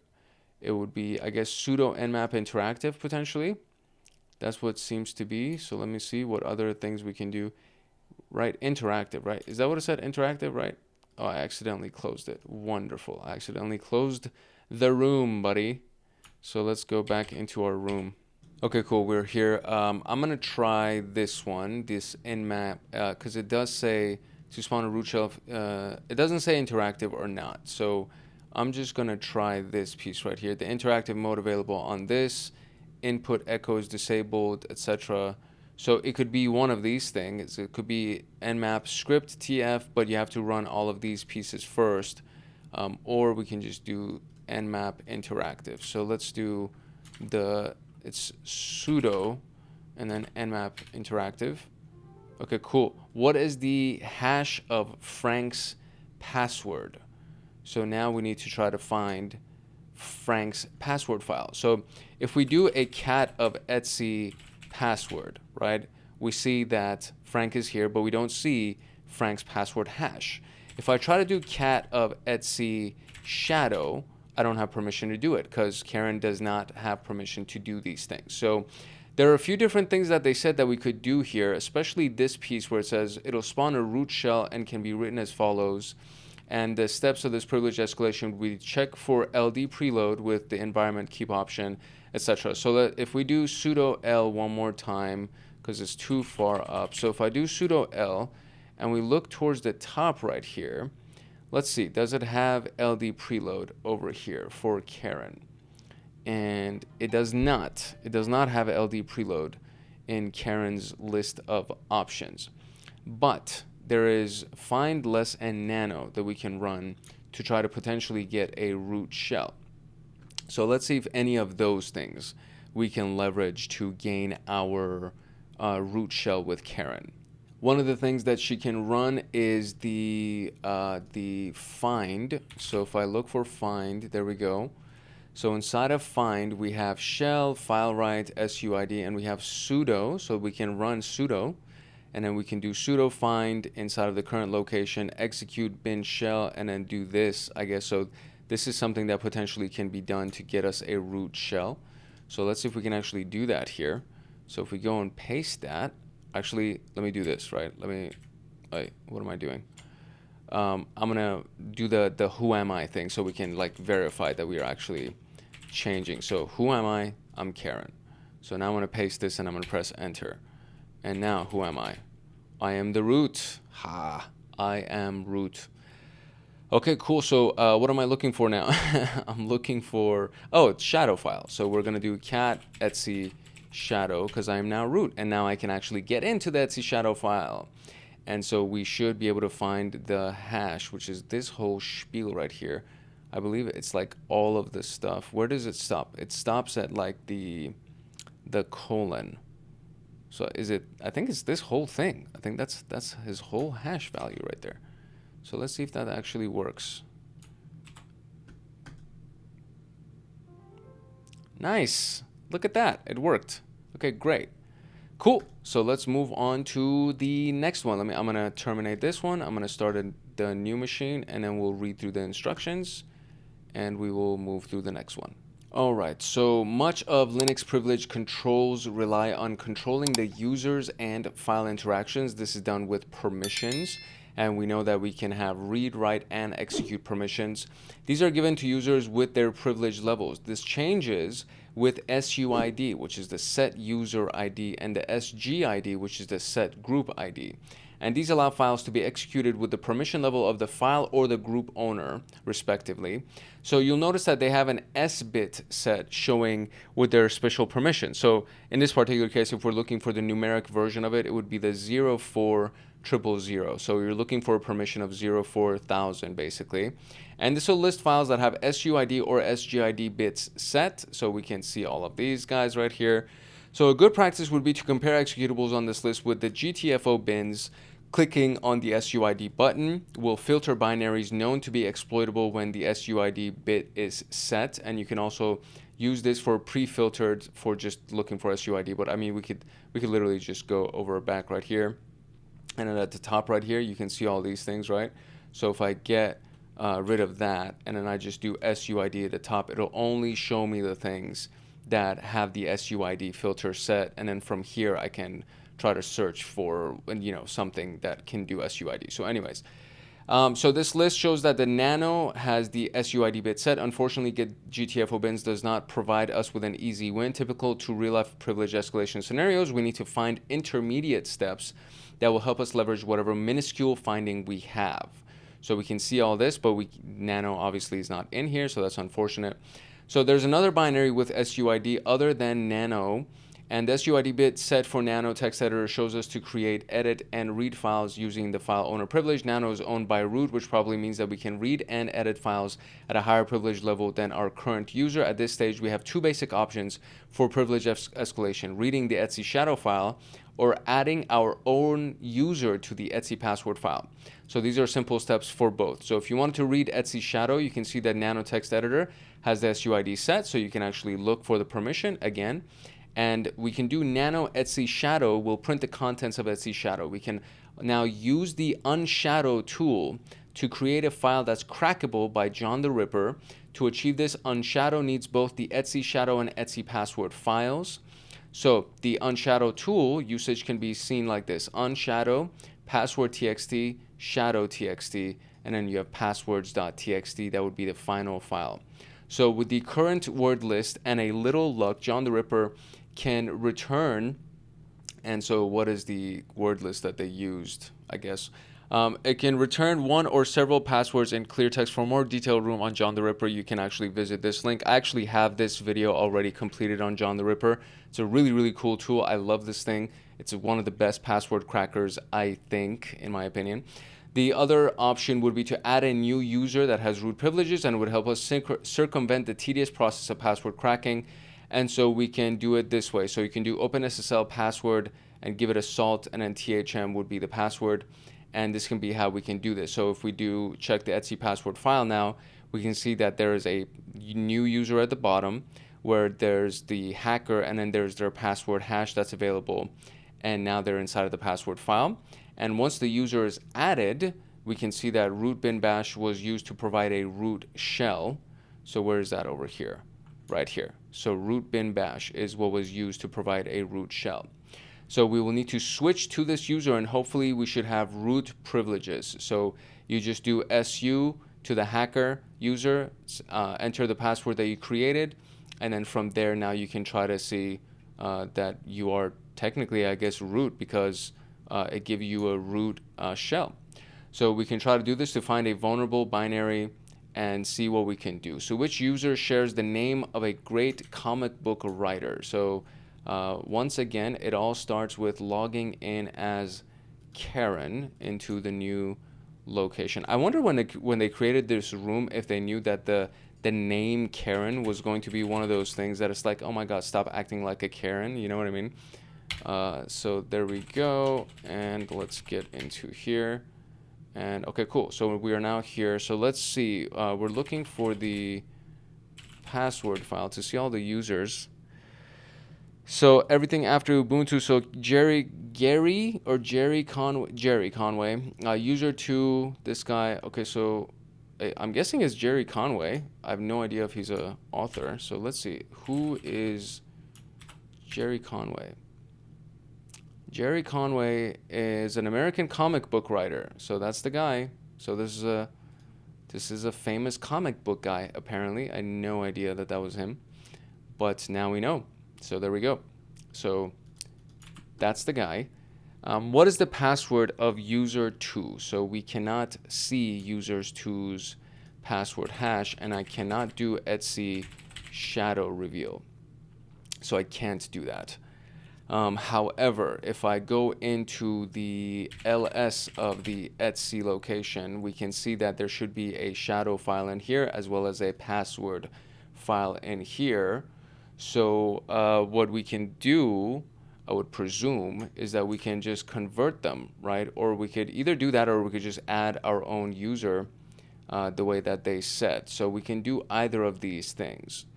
So it says, so actually let's start from the top right here. So we're trying to see the types of files that have the SUID file permission, right? So if we do find inside of the root for types of files with the permission of 04, we need to do the dash 04000, and that's pretty much it, right? Is that it? Find type file, da da da, and then I think so. I think that's it. So we can see that all of these things potentially might be available to us. Let's make sure that that's actually a thing.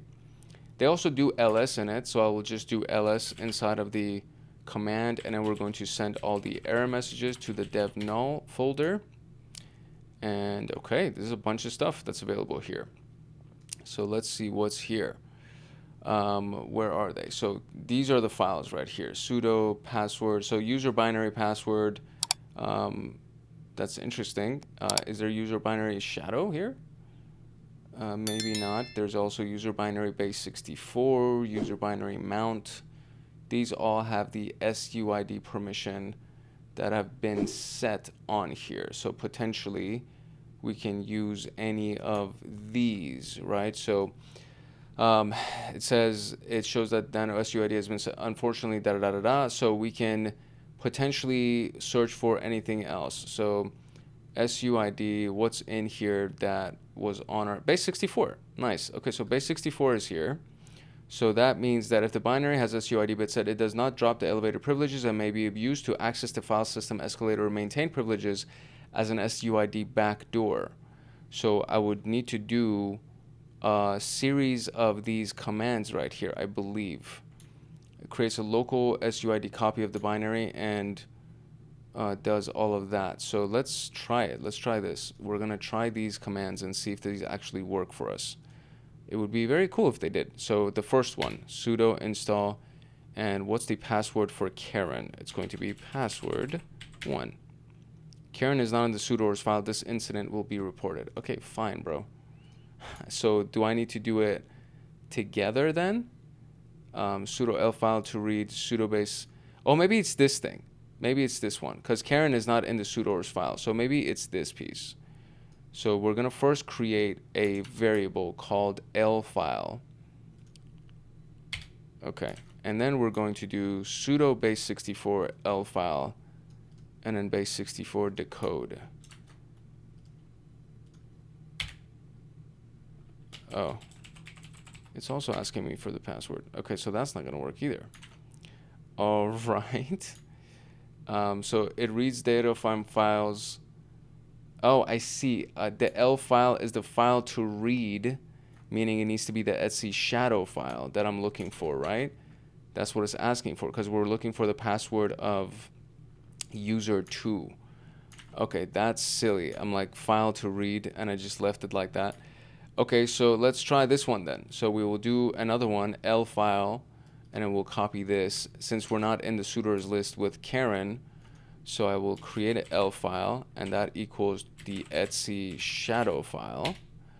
And then I'm going to paste this command and see if it actually does it. Oh, dude, it worked. Nice. Nice. Nice. Okay, so now I have the hash of this password, which is insane. So let's see if we can actually find it in maybe CrackStation. I hope it's in CrackStation. If not, then we have to do some other things here. It is unknown. This is a very large file. That's insanity. Okay. Okay. Okay. Let's see what else I could do. I need to just find a way, because I have the hash, so I just need to find the plain text version of the hash. We could do a variety of things. So let's see what we do. All right, so let's try just doing it with John the Ripper. So I'm gonna open up a new one because I don't want to accidentally get rid of all of the output on the screen. So we have Jerry's password hash. We also have this guy's password hash. So we're gonna copy this whole thing. And the first thing that you want to do is you want to transfer this whole thing into a new file. So we're going to transfer it into a hash.txt file. No such file or directory. So cat da da da da da, or am I doing it backwards? So let's do cat hash.txt and then paste. Would that be the thing? No such file or directory. Okay, so cat hash, I guess. Or maybe do I need to create a file? This should not be that hard. Why is this happening? This is so weird. Okay. I'm just going to use nano then. So weird, dude. Why would that not work? I don't understand. Okay, there we go. It usually works. I'm kind of annoyed that it didn't work. Whatever. Okay, fine. So now I have the hash text file. There we go. So there's the hash text file. So the way that we use John is by calling on John, and then we will use a word list. So word list in this case is going to be the one that is always inside of the word list's location, which is the rocku.txt file. And so that's our word list. And then we want to give it a hash to break out. So there we go, hash.txt. And there you go. It starts working. So very simple, nothing crazy. Really, really powerful tool. I love this thing. And let's see. Oh, there it is. So it's password 1. Oh, you know what it is? I think it's because they just used a super complicated hashing algorithm. And that's the reason why it didn't work. Okay, so what is the content of the flag3.txt file now? And that is what we're trying to do here, is we're trying to find that file. So I'm guessing it's for user 2. So I'm going to switch users to user 2. And we're going to use his password. And am I now user 2? Okay, I am now user 2. So I guess it's in this person's location, right? So find inside of this a type file with the name flag. What am I looking for? Flag 3? Flag 3, yeah. We're looking for flag3.txt. And we want to send all the error messages to dev null. All right. Okay, there it is. Home Ubuntu flag. So cat home Ubuntu flag3.txt. Permission denied. So it's not me then. So I need to do it by the user. Oh, you know what? Maybe it's the... Oh, man. Okay, so let's switch back to Karen real quick. And I think it's this L file thing that we should be doing. So home Ubuntu flag3.txt. And then there is the command right here, base64. Read the file. Let's see if that'll work again. Great. There it is. It actually worked. So I didn't even need to switch users. Cool. Hopefully you're keeping up. Hopefully you're keeping up as we're going along with this.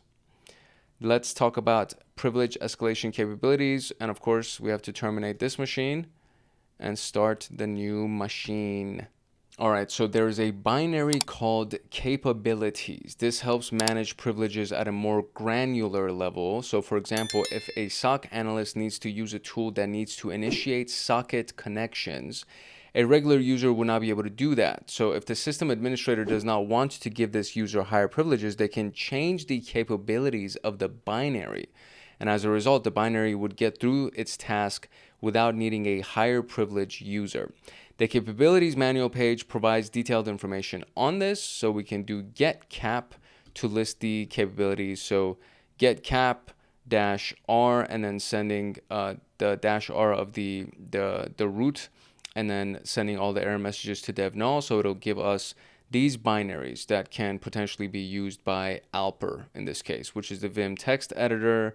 There is a, what is it, a helper. We have the keyring daemon, trace route, ping, and an mtr packet, right? So when run as a unprivileged user, get cap-r / will generate a huge amount of errors. So we want to send them to dev null, okay? That neither Vim nor its copy has the SUID bit set. So keep that piece in mind because they ran it and they checked it. So it doesn't have SUID set. This privileged escalation vector is therefore not discoverable when enumerating files while looking for SUID. It's really good to know. So GTFO bins has a good list of binaries that can be leveraged for privileged escalation. If we find any set capabilities, we notice that Vim can be used with the following command and payload. So Vim, etc., etc., etc. And this will launch a root shell as seen below. So this one's pretty straightforward. So complete the task described above on the target system. How many binaries have set capabilities? What other binary can be used through its capabilities? And what is the content of flag 4? Okay, so we'll just start from the very top. So we're going to do get cap-r and the /. So first I got to log in as Karen yet again. So here we go. And password. Okay, great. So get cap-r /. Oh, I forgot to send the errors. Oh my God. Okay, stop that. Let's try that one more time. That's get cap-r / send the errors to dev null. Okay, thank you. There we go. All right, so we have the get GST PTP helper. What do we have? We have mtr packet, ping, vim, and view. And so technically what are there? There's 6 of them, right? So there are 6 things that can be done, I believe. So let's type 6. Great. What other binary can be used through its view? And what is the content of flag 4 text file? So let's first find the location. Let's see if we can actually do the find with a type of file with the name flag4.txt. And I keep forgetting to do the stupid to dev null. So find type file name flag4.txt to dev null. Okay, great. So there it is. So it's home Ubuntu. So same place. So far so good. So now we need to see if we can do view or vim, right? Or actually they even gave it to us over here. It's the vim, but I can't copy and paste that. So I got to go and check for the vim. Let's go and find vim. Voila. And the one that we're looking for is the, I think it's the pi import OS, right? Vim pi3, yeah, pi3 import OS, set UID 0, this thing right here. So this requires that Vim is compiled with Python support, prepend pi3 for Python 3. So that's the one to launch a shell for us. There's the reverse shell. There's all of these guys over here as well.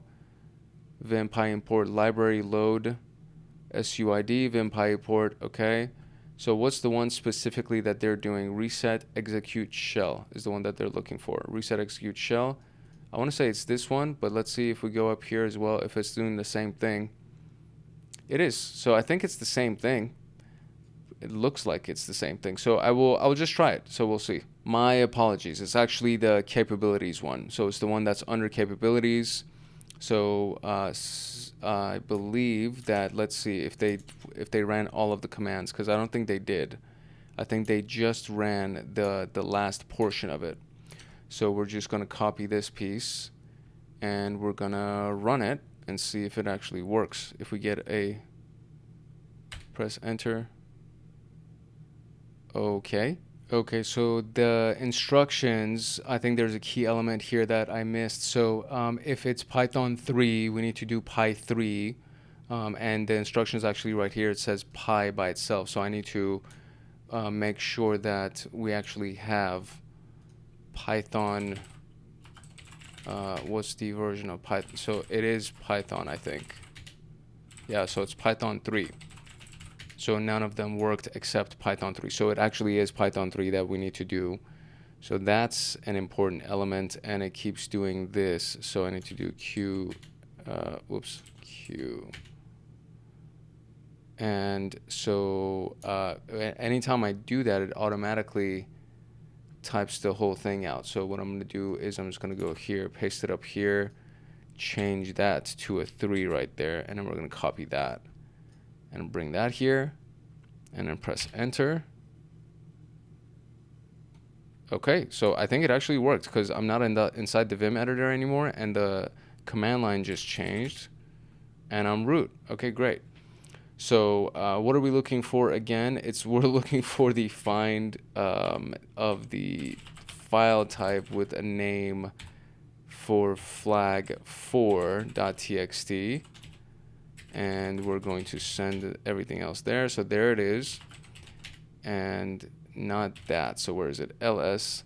I'm actually very curious about this. So there's flag4. It's readable by everybody. So I don't think we even needed to switch to root. That's actually kind of annoying, but whatever. Okay. My goodness, man. I'm going to do that from now on. I'm just going to check to see if anybody and everybody can read it. But I mean, we needed to do the exercise anyways.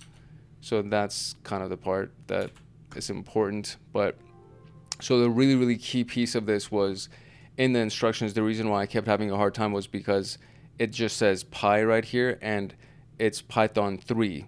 So I needed to change that to Pi 3 in order for that to work. And it worked, so great.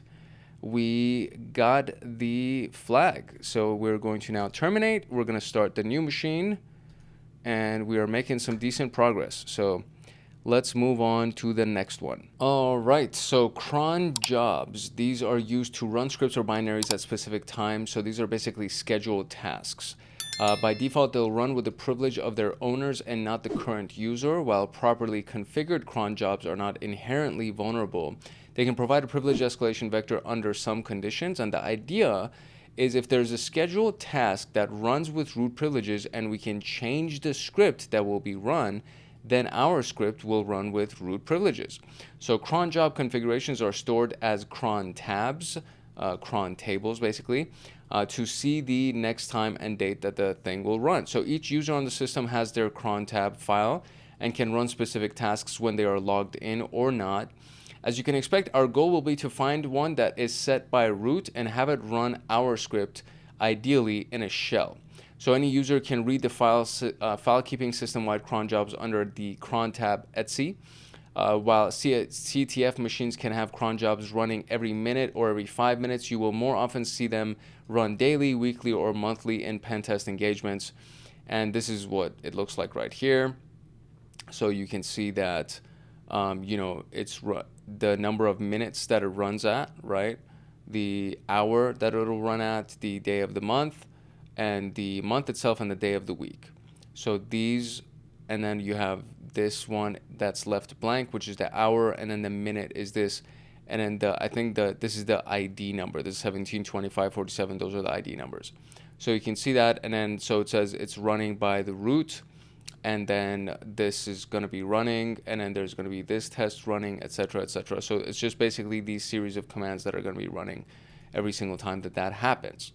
So backup.sh, which is right here at the very end, root backup.sh, was configured to run every minute. The content of the file shows a simple script that creates a backup of the prices.xls file, right? So if we just looked at it, we can see the contents. The current user can access the script, and we can easily modify it to create a reverse shell, hopefully with root privileges. The script will use the tools available on the target system to launch a reverse shell. 2 points to note: the command syntax will vary depending on the available tool. So for example, netcat will probably not support the E option. You may have seen it in other cases. I actually did see that in yesterday's video, or the video before this one.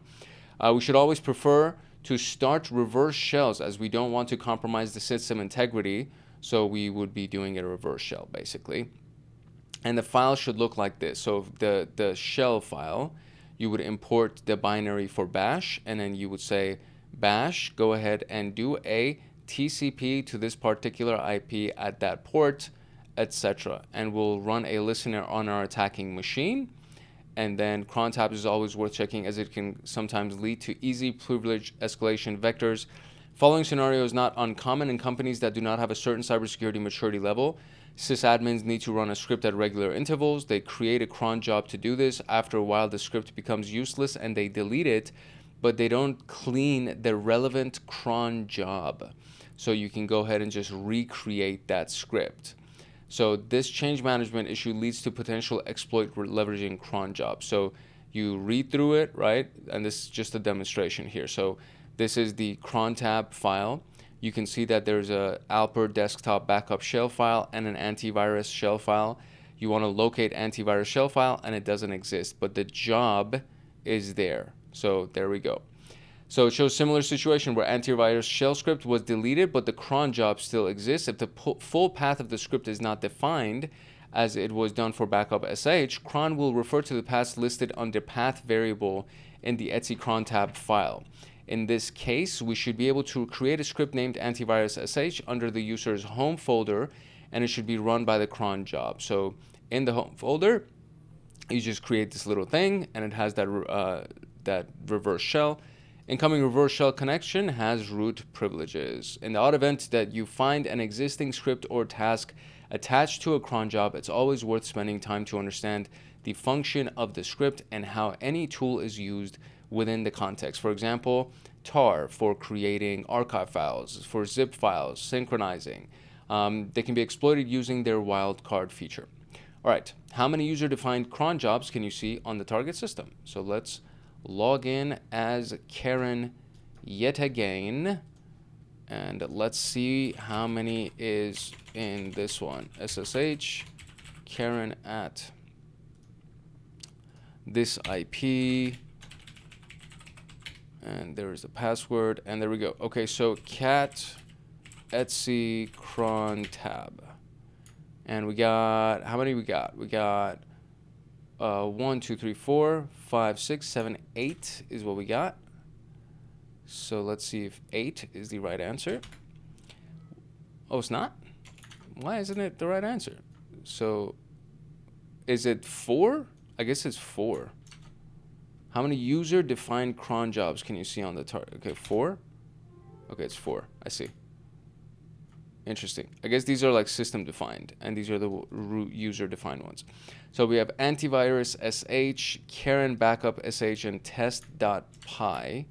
So what is the content of the flag 5txt? So I'm going to try to see if I can find the thing, and if I could just read it, because that would be, it would save us a lot of headache, I would say.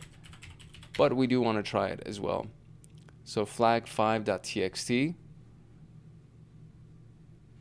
Okay, great. So ls, or actually cat home ubuntu flag5.txt.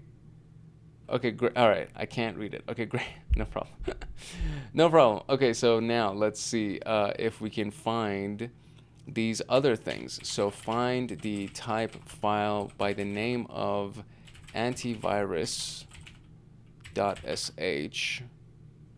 and let's see if that one exists and where it is. Oh, it doesn't exist.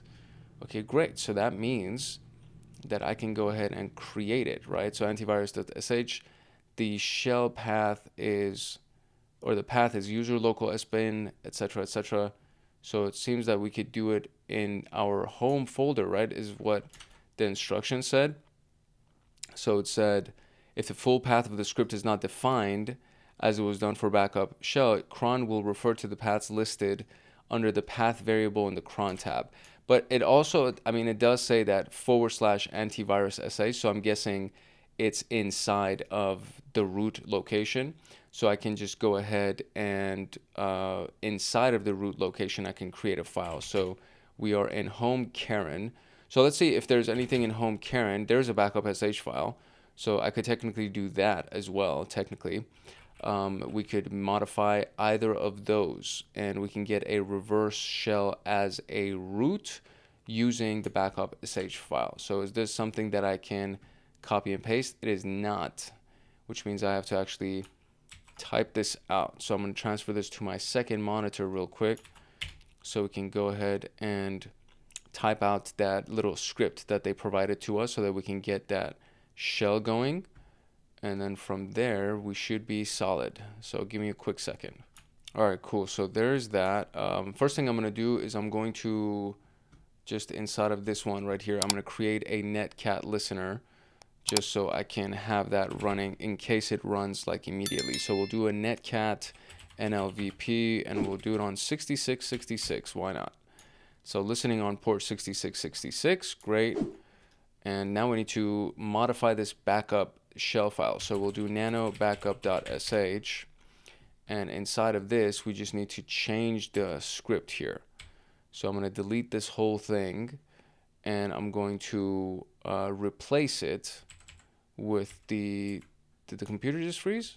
Okay, yes, the attack box timed out because I forgot to extend my timer.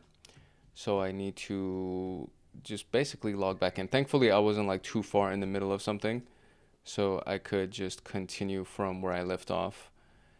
So here we go. We're going to do the SSH to Karen at that IP address one more time. And we're going to then create our netcat reverse listener as well. So NLVP on 6666.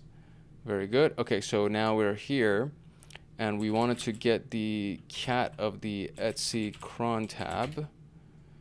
There it is. And it's the, okay, great, the backup shell file. This is where we were. So backup.sh is where we're going into. Is being edited by Karen with nano. Okay, so no. What's wrong with this? Control OX. Let's go out here. Is it not the right one? It's supposed to be.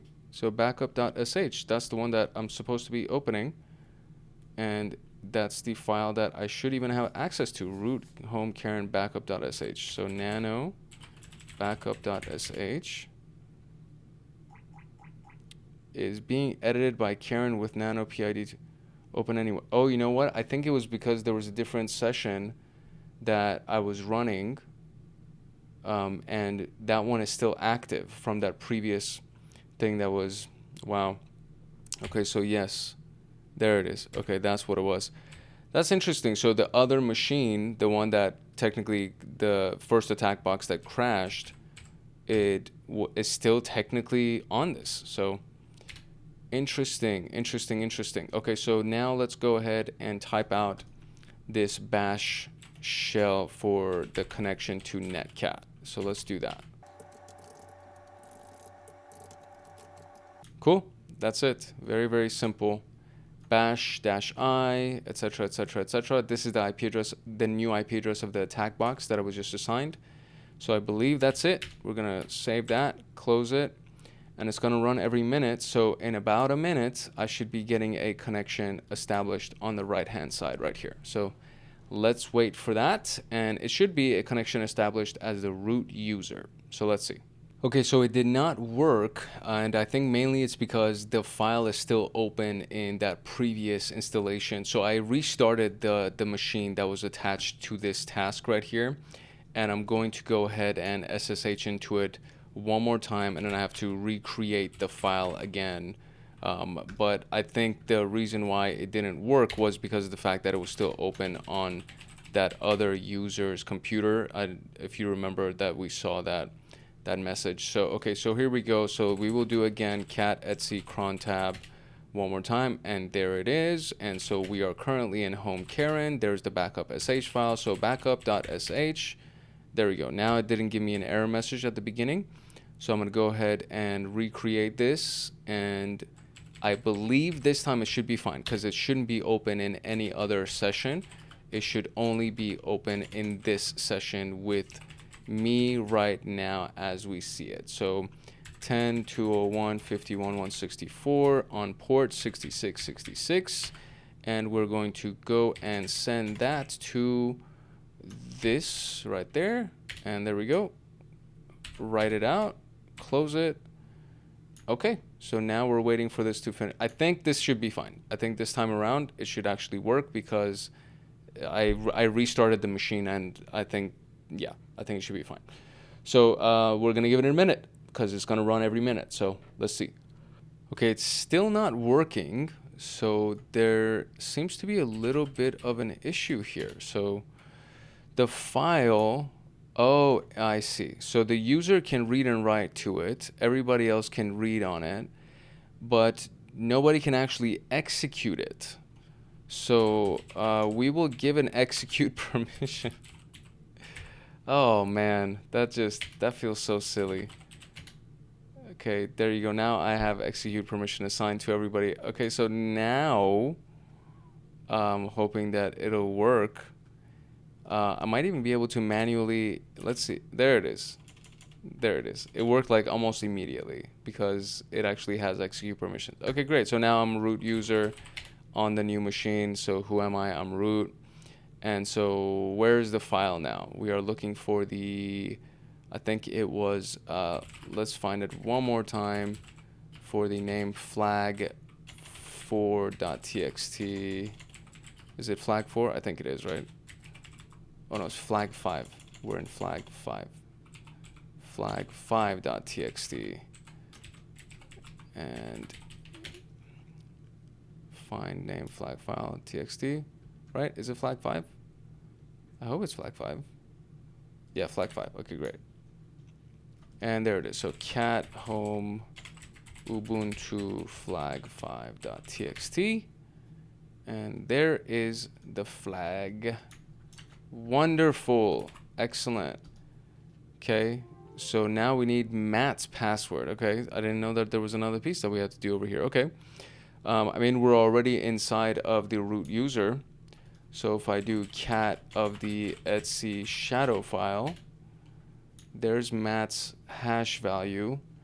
And we can basically do the same thing that we did last time with John the Ripper, if you remember.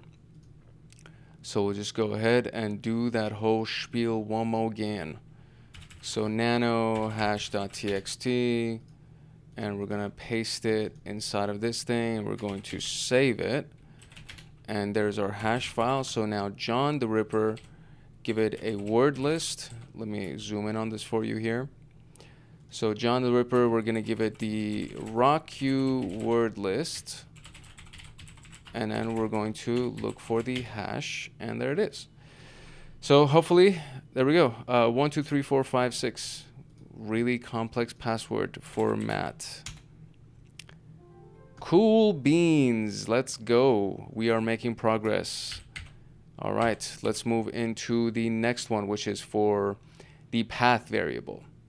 All right, so if a folder for which your user has write permission is located in the path variable, you could potentially hijack an application to run a script.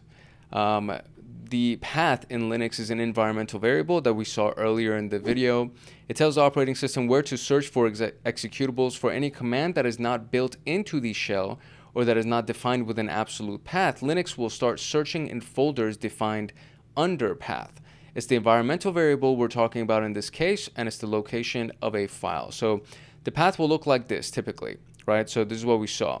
So user local sbin, user local bin, and then user sbin, user bin, sbin, bin, and then user games, user local games, and then snap bin, right? That was the values of all of this, the values that were assigned to the path in this instance. So if we type thm to the command line, these are the locations in Linux that Linux would actually look for in the executable for an executable called thm. So it'll look in the path variable. If you just type in thm, it's going to look in the path variable to see if it can find an executable called thm. So this will give you hopefully a better understanding so that you can use it to increase the privilege level. As you can see, it depends entirely on existing configurations of the target system. So be sure you can answer these questions before you try it. What folders are on the path variable? Does your current user have write privileges for any of these folders? Can you modify the path variable? And is there a script or application that you can start that will be affected by this vulnerability? So this is what we'll use for the demo. which is going to be this inside of Nano. We're going to be creating this whole thing right here. So the system tries to launch a system binary called THM, but the examples can easily be replicated with any binary. We compile this into an executable and set the SUID bit. So path exp C, and then that's what it is, right? And then it's been compiled, and then we give it the user permission, the SUID, and then now we can see that it has that SUID, and now you can actually run it. So our user now has the access to the path script with SUID, where we can see right here in the red. Once executed, the path will look for an executable named THM inside the folders listed under the path. If any writable folder is listed under that path, we could create a binary called THM under that directory and have our path script run in it. Now the SUID bit is set that the binary will run with root privileges. A simple search for the writable folders can be done using find writable, etc. And the output of this will be cleansed using a simple cut and sort sequence, which we can see right here. So they just cut, the delimiter being the / and looking for the second position, so we can see the name of all of these locations here. Some CTF scenarios can present different folders, but a regular system would output something like we can see above. Comparing this path will help us find folders that we can use. So again, we have this right here, same output that we had previously. So a number of folders under the user, thus it could be easier to run our own writable folder search once more to cover subfolders. So we're looking for grepping user inside of it and then cutting all of that stuff out. And so you see user lib and user share. So an alternative would be this specific command, which would do the same thing essentially. So we've added grep vproc to get rid of any of the results that may be related to running processes. Unfortunately, subfolders under user are not writable. So the folder that will be easier to write to is probably the temp folder, as we saw in a few exercises ago. At this point, because temp is not present in path, we'll need to add it, and we can do so by just doing export to the path, the temp folder, and the command actually accomplishes this. So echo the path, it shows you the path, then you export to the path the temp folder inside of the variable, and now when you echo the path, you can see at the very, very beginning, we now have the temp folder. At this point, the path script will also look under the temp folder for an executable named THM. Creating this command is fairly easily by copying the bin bash as THM under the temp folder. So cd temp, we can see that we have that, so we put that inside of the THM, and chmod of THM so that we can make it executable. And now we actually have an executable inside of the temp folder called THM. We have given executable rights to the copy of the bin bash. Please note that at this point it will run with our users right. What makes a privilege escalation possible with this context is that the path script runs with root privileges. So that's what makes this whole thing useful, is that the specific executable itself that we created will run with the user right, but the path variable, the stuff that's inside of the path variable, is going to run with the root privileges. So what is the odd folder that you have write access for? Exploit the path vulnerability to read the contents of flag 6. What is the content of flag 6? Okay, great. So let's see, first and foremost, what is the folder that we have write access to? So let me see if I even canceled this whole thing. I feel like I didn't. I don't know if I restarted the machine and did all of that. So I'm going to terminate and restart again, just in case, just so I actually have access to this machine. And then we'll log in as Karen, and then we will find the folder that I have write permission to. And that was done using it was like a very basic thing that I think we did it earlier. Oh, right here, it's right here. Find writable, and then we'll try to see what we can find that we can actually write to. And I'm going to do this version of it so we can just cut the things and then just find all of the cool little tidbits right there. So let's see what we can find. All right, we are officially logged into the new machine as Karen once again. So we're going to look for things that are writable. And let's cut this also. And cut the delimiter, which is that /. And we're looking for position 2. And there we go. All right, so let's see what I can find that is writable by Karen and take the actual name of the thing.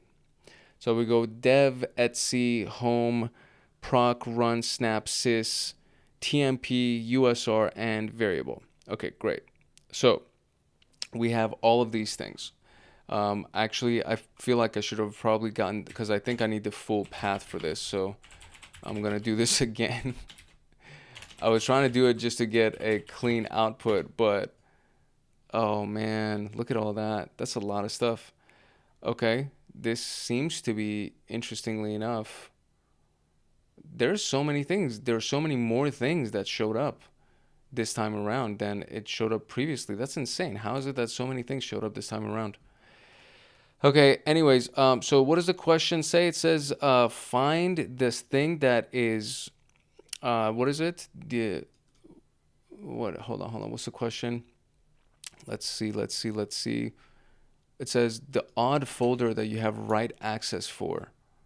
There's a lot of stuff in here. So all of these are processes. So this is fine.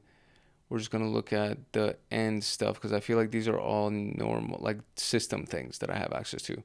So user lib, etc., etc. Home Murdoch. I have write to Murdoch's folder. I want to say that that's it. I'm pretty sure that's it.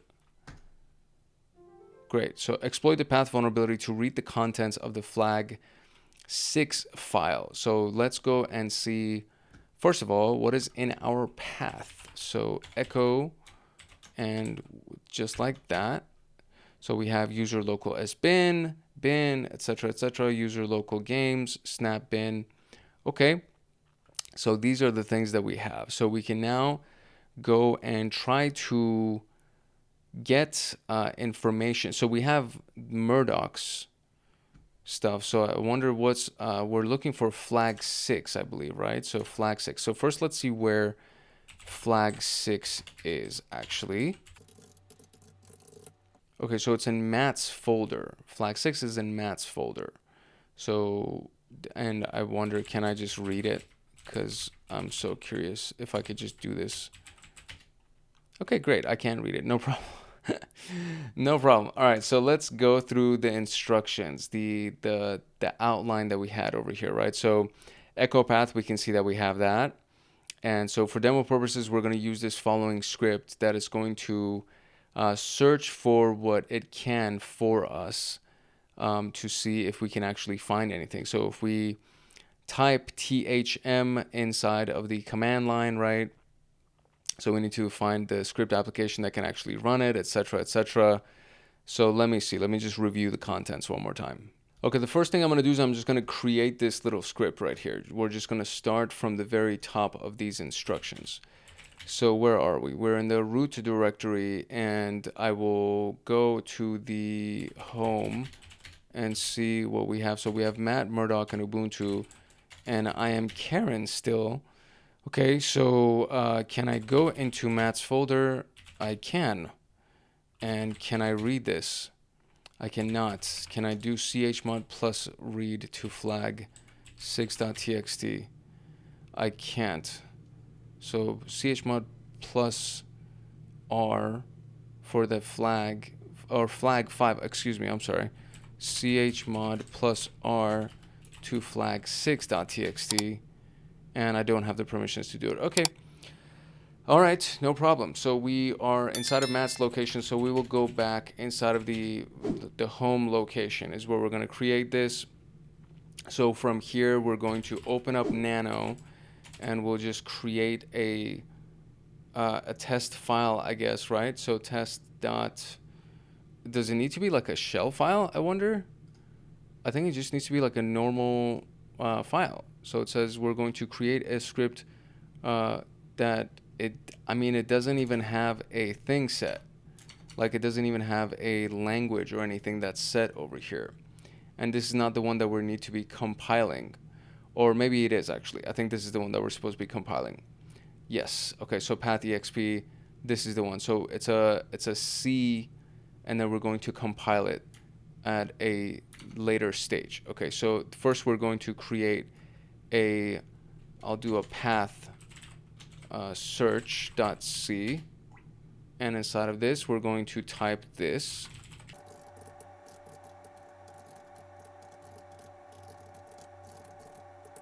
And that's basically it. And so the command that it's looking for is THM in this particular case. So I guess we could also just modify this to look for anything else really. So so we're just going to write this. That's going to be it. And yes, I want to save it. Error writing path permission denied. Why? Why is permission denied? Yes. Okay.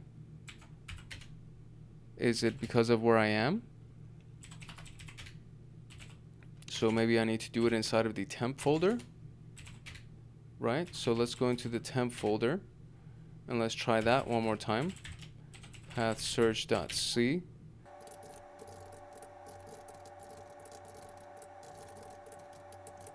Okay, so it worked inside of the temp folder. So we have it inside of the temp folder. Great. Now we need to compile this mo. So here we go. We will be doing gcc path underscore search.c, and output is going to be path. And they did a W, so I'm going to do the W too. Oh, gcc is not found. Huh. This is all very interesting now. Where is my executable? My executable is not even in here. Oh no, there it is, path search. Okay, this is kind of weird. Okay, so let's see. Okay, so since this doesn't even exist, so since I can't even do GCC in here, and something tells me that there's something about that home location for Murdoch that I'm supposed to be doing. So there's a test file in here, and there's a THM file, THM Python file. The test file is executable by everybody, and the THM Python file is, oh, test file is already compiled. Okay, so this is interesting. Okay, great. So the test file is already compiled. And it's writable by everybody, it's readable by everybody, and I believe it's actually even, no, it's executable by everybody, excuse me. It's not readable, or it's not writable by everybody, but it is executable by everybody. So if we try to run it, what does it do? It says THM not found. So it's looking for THM. So this is that script. So this is basically, this test script right here is that script that is looking for THM inside of the path folder. So we need to create that THM binary in this folder and then assign it to the path. Okay, so all right. Okay. I think now I understand what's going on. So okay, so this is what the actual path is. So we need to assign a location to it, and then mess around with the actual value of it, I think. So okay, so if we do, what was it? It was export to the path and no space. We need to do the temp, and then we need to give it to the path folder like that, and then echo the path one more time. And so there's the temp folder. Okay, so that's okay. So I'm just kind of like following instructions basically based on what they're saying. So we need to now replace, or I guess not the temp folder, we need to replace it with the home Murdoch folder. I think that's what we need to do. I think. Okay, so I'm just going to repeat this one more time. Export to the path equals the home Murdoch folder, because the home Murdoch folder, we have permission to read and write and do all those things. That's what it is. So we need to add the home Murdoch folder to the path too, right? I think that's what it is. So now both the home Murdoch and temp folders are in the path, whatever. Okay, great. Okay, so now we can create something named THM in the Murdoch folder and make it spawn the shell that we want, I believe. So okay, I think I'm kind of like, at this point I'm just kind of, by process of trial and error, I'm trying to make this thing actually work. So I have a temp folder inside the path. I have a home Murdoch folder inside the path. So now we can actually create something in the Murdoch folder to actually spawn a shell, I believe. So let's see if we can actually make this happen. So we are currently in the home Murdoch folder. So based on the instructions, right? So they're saying just send the bash inside of the THM, right? The THM path variable. And we're going to enter that because that's what it's searching for. So now we should have, there's THM. So chmod, and then give it all the permissions for that to make it executable. So now there it is. So now it actually has all the permissions to that. Okay. So now if we run the test script now, it'll try to get that THM binary within the home Murdoch location, which is where we are. And it should be giving us a root shell, excuse me. So let me run test. Oh, look at that. Okay, wow. I mean, that was like instant. It's always so trippy when it happens right away. Okay. So, all right. So basically what happens is that we have access to read and write in home Murdoch. And inside of home Murdoch is where this script already existed. And when you run that, it looks for this binary, this THM binary. So we needed to make sure that that was actually inside of the path variable, because the path variable is being run with root permissions. So we just needed to make sure that we added the home Murdoch location, because we actually have read-write permissions in there, and we can create a THM file inside of it, etc. So that was what allowed us to actually create the file inside of this location, because we can write to that location. And then when this script runs, it runs based on the root permission. So it will go ahead and create the root session for us, the root shell for us. So, okay. So, all right. That's okay. That kind of makes a little bit of sense. So you need to find a location that you can write to. The script itself is looking for something called THM, and that THM needs to be inside of the locations of the path. Therefore, we can write that THM inside of home Murdoch, because we can actually write to home Murdoch. And then from there, when we run the script, it'll search for the stuff in the path. It'll execute the stuff that's in the path, and it'll do it with root permissions. Therefore, it launches the shell for us.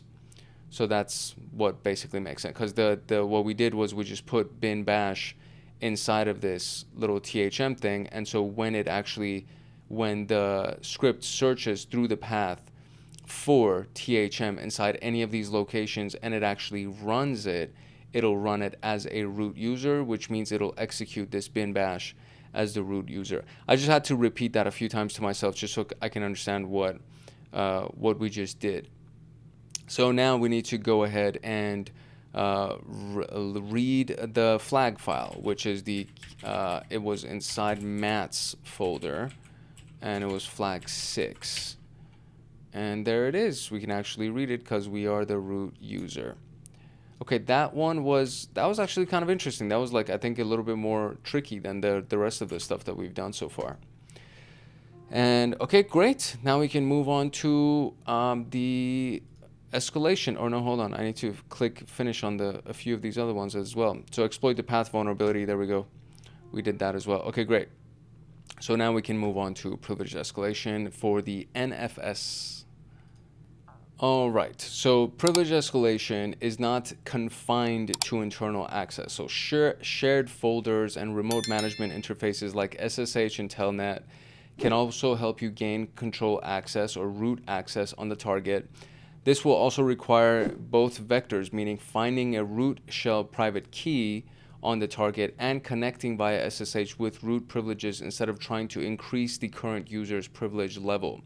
Another vector that's more relevant to capture the flag exercises, which is what we've been doing all day, is the misconfigured network shell. So this vector can sometimes be seen during pen testing engagements when a network backup system is present, also known as the network file sharing. So an NFS configuration is kept in the etc exports file, and it's created during the NFS server installation and can usually be read by users. So in etc exports, we can see that we have this configuration file right here.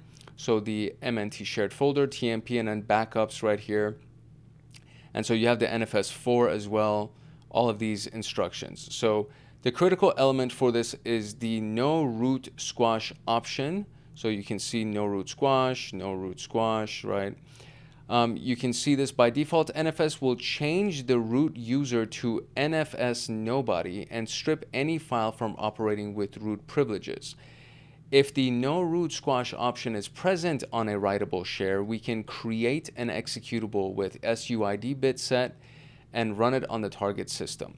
We will start by enumerating mountable shares from the attacking machine. So show mount, and then give you the mountable shares in this location. We will mount one of the no root squash shares to our attacking machine and start building our executable. So we have make directory, backups on attacker machine, whatever, and then we can send it to the backups location of these shares right here and attach that to it. So as we can set SUID bits, a simple executable that will run bin bash on the target system will do the job. So here it is right here, and then we can compile it. So GCC NFS compiled, right? And then give it the super user permission. And now you can see that it has the super user permission. You can see that both files, NFSC and NFS, are present on the target system. We have worked on the mounted share, so there was no need to transfer them. Great. So NFS executable has the SUID bit set on the target system and runs with root privileges. How many mountable shares can you verify, etc., etc. So that's basically it for this piece. So let's actually go ahead and just work on the machine. So first I need to go ahead and log in to, is it Karen still? Karen, yeah. So we're going to log in as Karen via SSH. Let's do that. And okay, great. So now let's do show mount and show the mount on me. So I have 3 Ubuntu shared folder, TMP, and home backup. So we have 3 mounts or mountable shares. How many shares have the no root squash option enabled? So to find that, we can do the cat of the etc exports. So etc exports, and what do we have here? Look at that. So no root squash. We have this one. Home backup has no root squash. Temp has no root squash. Shared folder has no root squash. The rest of them do not have any of that stuff. So how many of them have no root squash? That would be 3. Okay. All right. So now we need to see to get a root shell on the target system. Okay, so if we just follow these instructions, basically, so we got to mount, we got to create a temporary file and then mount it to one of those shares and then create the script, etc. So let's start from the top. So we have this location first. So we're going to, in our current location, where are we? We are in the root folder, right? And we are Karen. So we are going to make a directory inside of the temp folder, and I will call it attacker backup.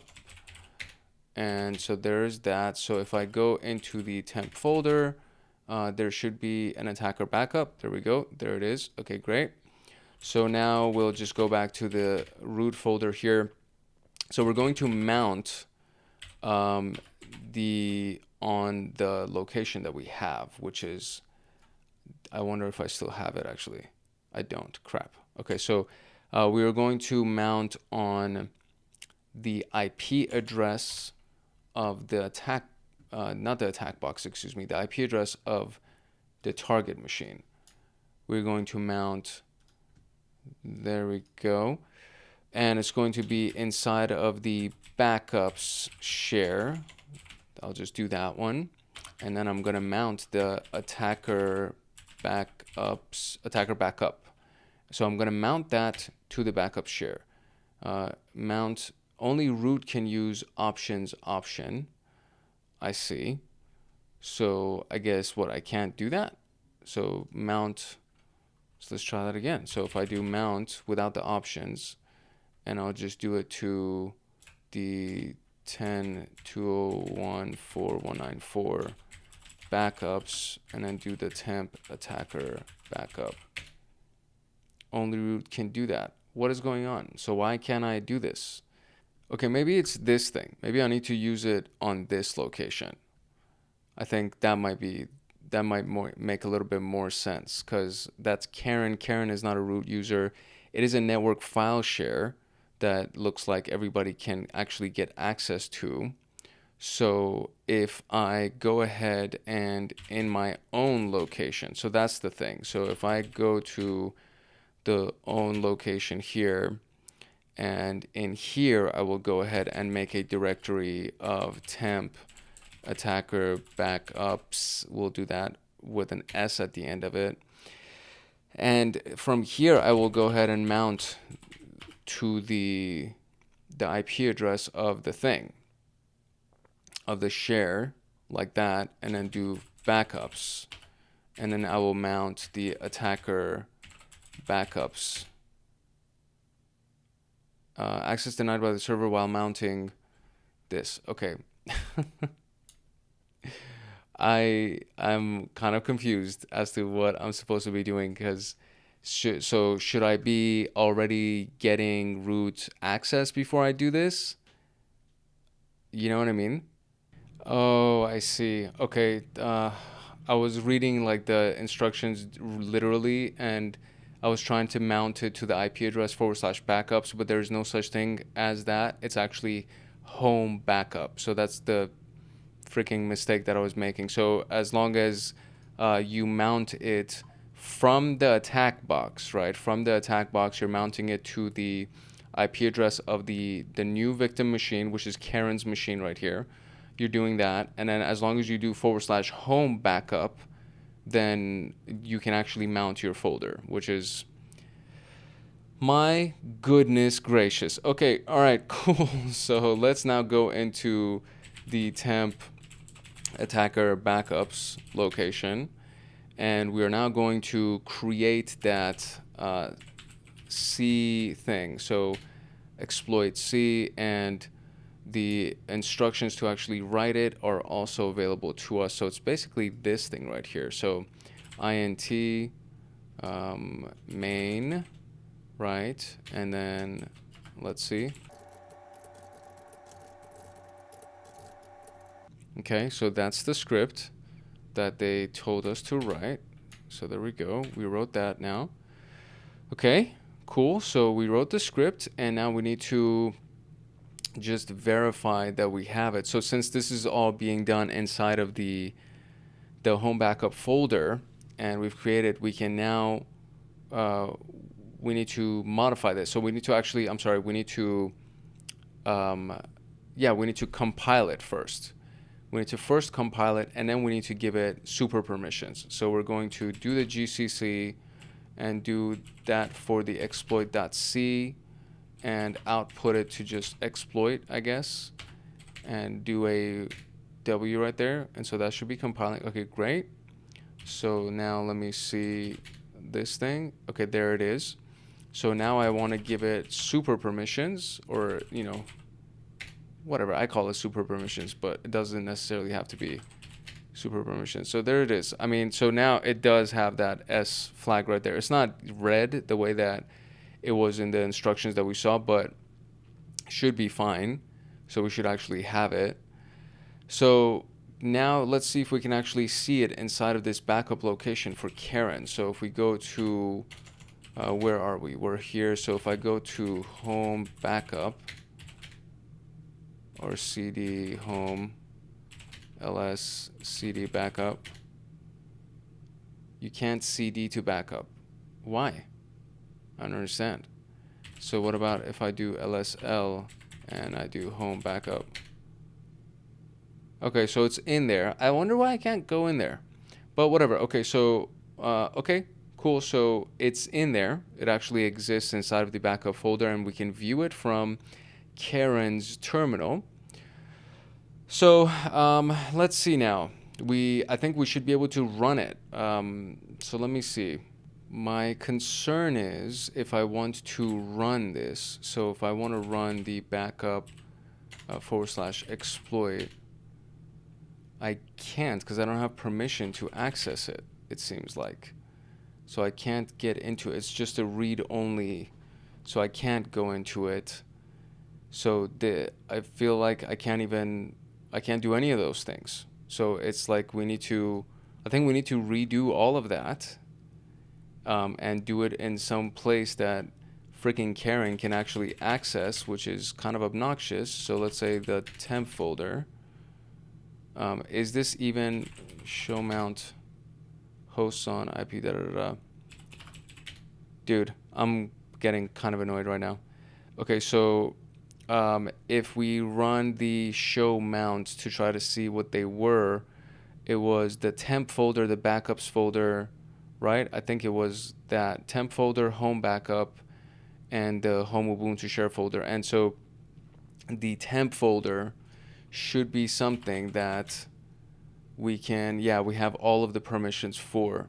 So I think we can do all of these things inside of the temp folder. We don't necessarily have to do it in the backup folder. That's actually kind of annoying.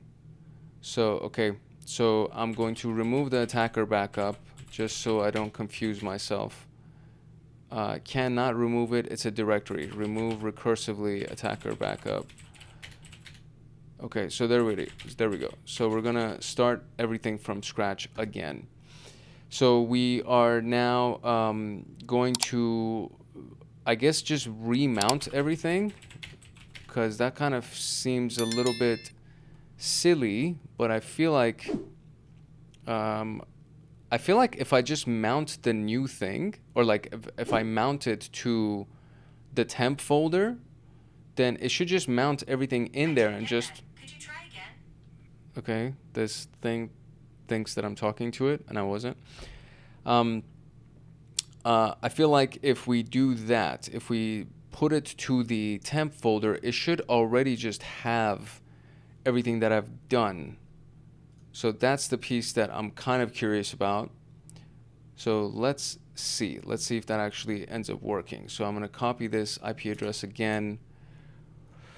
Oh, buddy, I am in all types of moods right now, let me tell you. Okay, so we're already in Sudo, so we're going to mount this to the location that's here, and we're going to just send it to temp, right? And we're going to send temp attacker backups. Okay, so this should technically now work. Technically, this should actually allow it to load on this side right here. So if I go inside of the temp folder, and I should be able, no, it doesn't. So it doesn't automatically show it. I think I need to redo all of that stuff.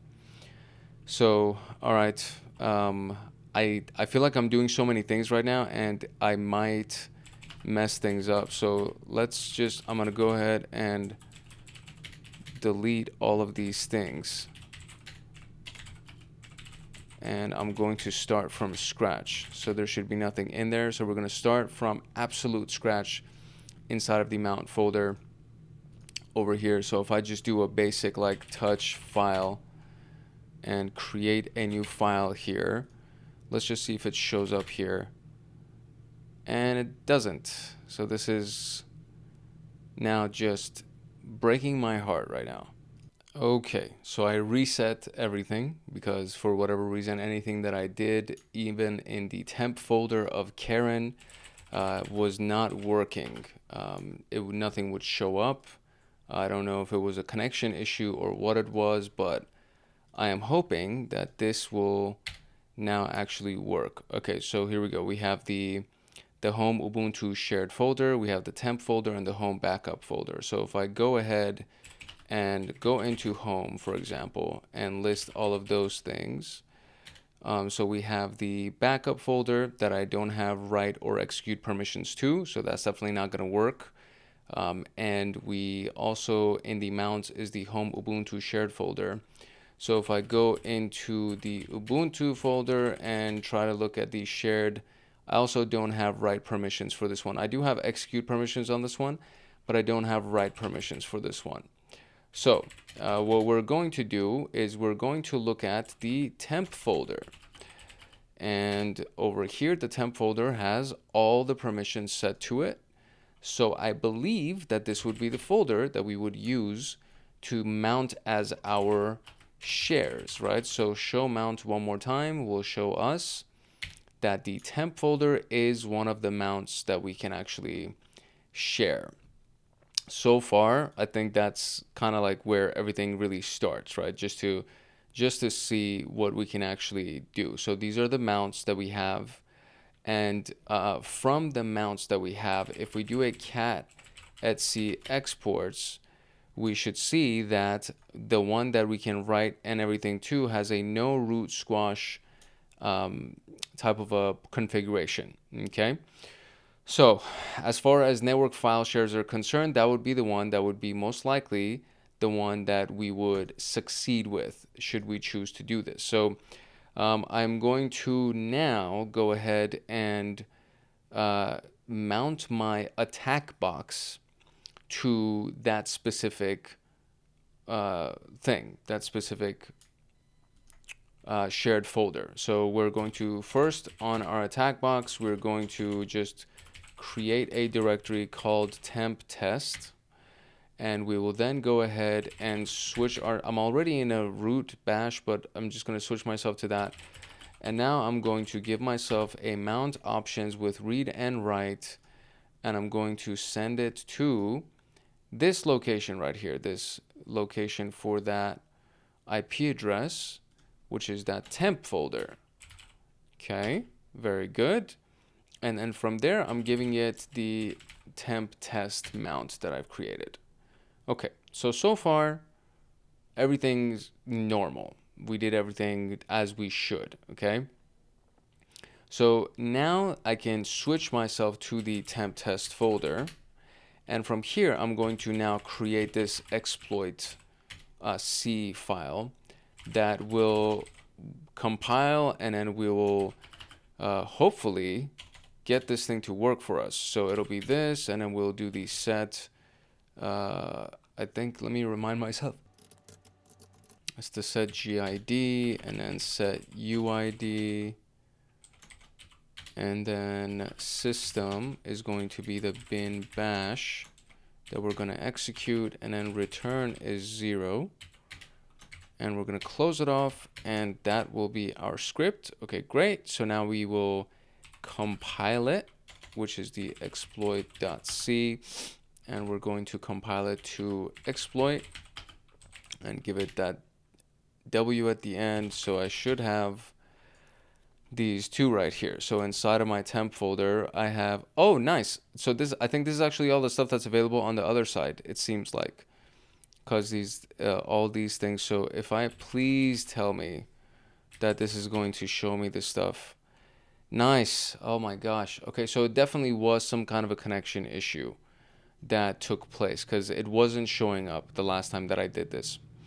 So now what I need to do is I need to give the permission, the super user permission to the exploit. Okay. And now we have the exploit over there, and it has the super user permission. So if I do lsla in the temp folder here, I do have the exploit, and it also has super user permission. Okay, great. So far, everything seems to be running fine. Okay. All right. So now what we need to do is we need to run this exploit and see if it'll work. I'm going to read the instructions, just kind of review everything, just to make sure that there's not anything that I've missed. Amazing. It works. So there was nothing that was missed. As long as you do it on this side in your attack box in your main machine, as long as you do it as a root user, right? So the switching yourself to root in case you're not root or initiating a bash shell. So right here, this sudo bash element, I was already a root user in here, so this really didn't have any kind of an impact. But if you're doing this on your own machine and you're not doing it on the attack box from TryHackMe, then you would need to make sure that you switch yourself to a sudo or root user. And from there, when you create the exploit, you can see that over here it has the root user as the owner and the permissions and everything. So everything needs to be done with the root user in mind, because you want it to be run as a root user. So when you actually check it on the temp folder of Karen's box, you will see that the exploit is owned by root. Okay, so now when I actually ran the exploit right here, it switched from this normal thing and it switched me to a root user, which means that we can now move to finding the flag for what is it, flag 7, I want to say that we're at. And so let's see if we can find that flag real quick and read the flag, and then we will move on to the final exercise, which is going to be the Capstone project. So home mat flag 7.txt, and there is the flag. I am so happy about that. Finally, great, that worked. Most of it is like connection issues that's been kind of messing with me today, and I am recording going on 3.5 hours right now, so you can imagine that my patience is kind of running a little bit thin. So every time I have to restart a machine and reconnect everything, it's kind of like, man, this is just bugging the hell out of me, buddy. But we're good. We're literally last step here. We are at the Capstone challenge, which has no instructions. It's just saying that we're gonna log in at Leonard and we're going to try to capture the flags here. So let's try to get that done and wrap it up. All right, so for the Capstone here, it's basically giving us a very simple thing. You've gained SSH to large scientific facility. Try to elevate your privileges until you're root. Thorough methodology for privilege, So leave no vector unexplored. Privilege escalation is often more an art than a science. First, we're going to log in as Leonard, and we're trying to just find 2 flags. So Penny123, and that's what his password is. So let me go ahead and copy this IP address, and we're going to go here, and we're going to first log in as Leonard. So SSH Leonard at this IP. Yes, Penny123, and there it is. So there's Leonard. So now let's first see where we can find these things. So we're going to look for the flag asterisk right there, .txt, and we're going to send everything to 2dev-null. And I just want to see if we can find these flags and where they would be located, and you know, if hopefully we'll be able to actually find them. And it's literally flag 1 and flag 2, so that's all we need. Let me see what we can find here. Okay, can't see the flags. So we are in Perl, or where are we? We are print working directory. We're in home Leonard. So let's see. There is Leonard Missy, and then there's the root flag. So can I go into Missy? I can't. I can't go into root flag, obviously. Okay, so no worries.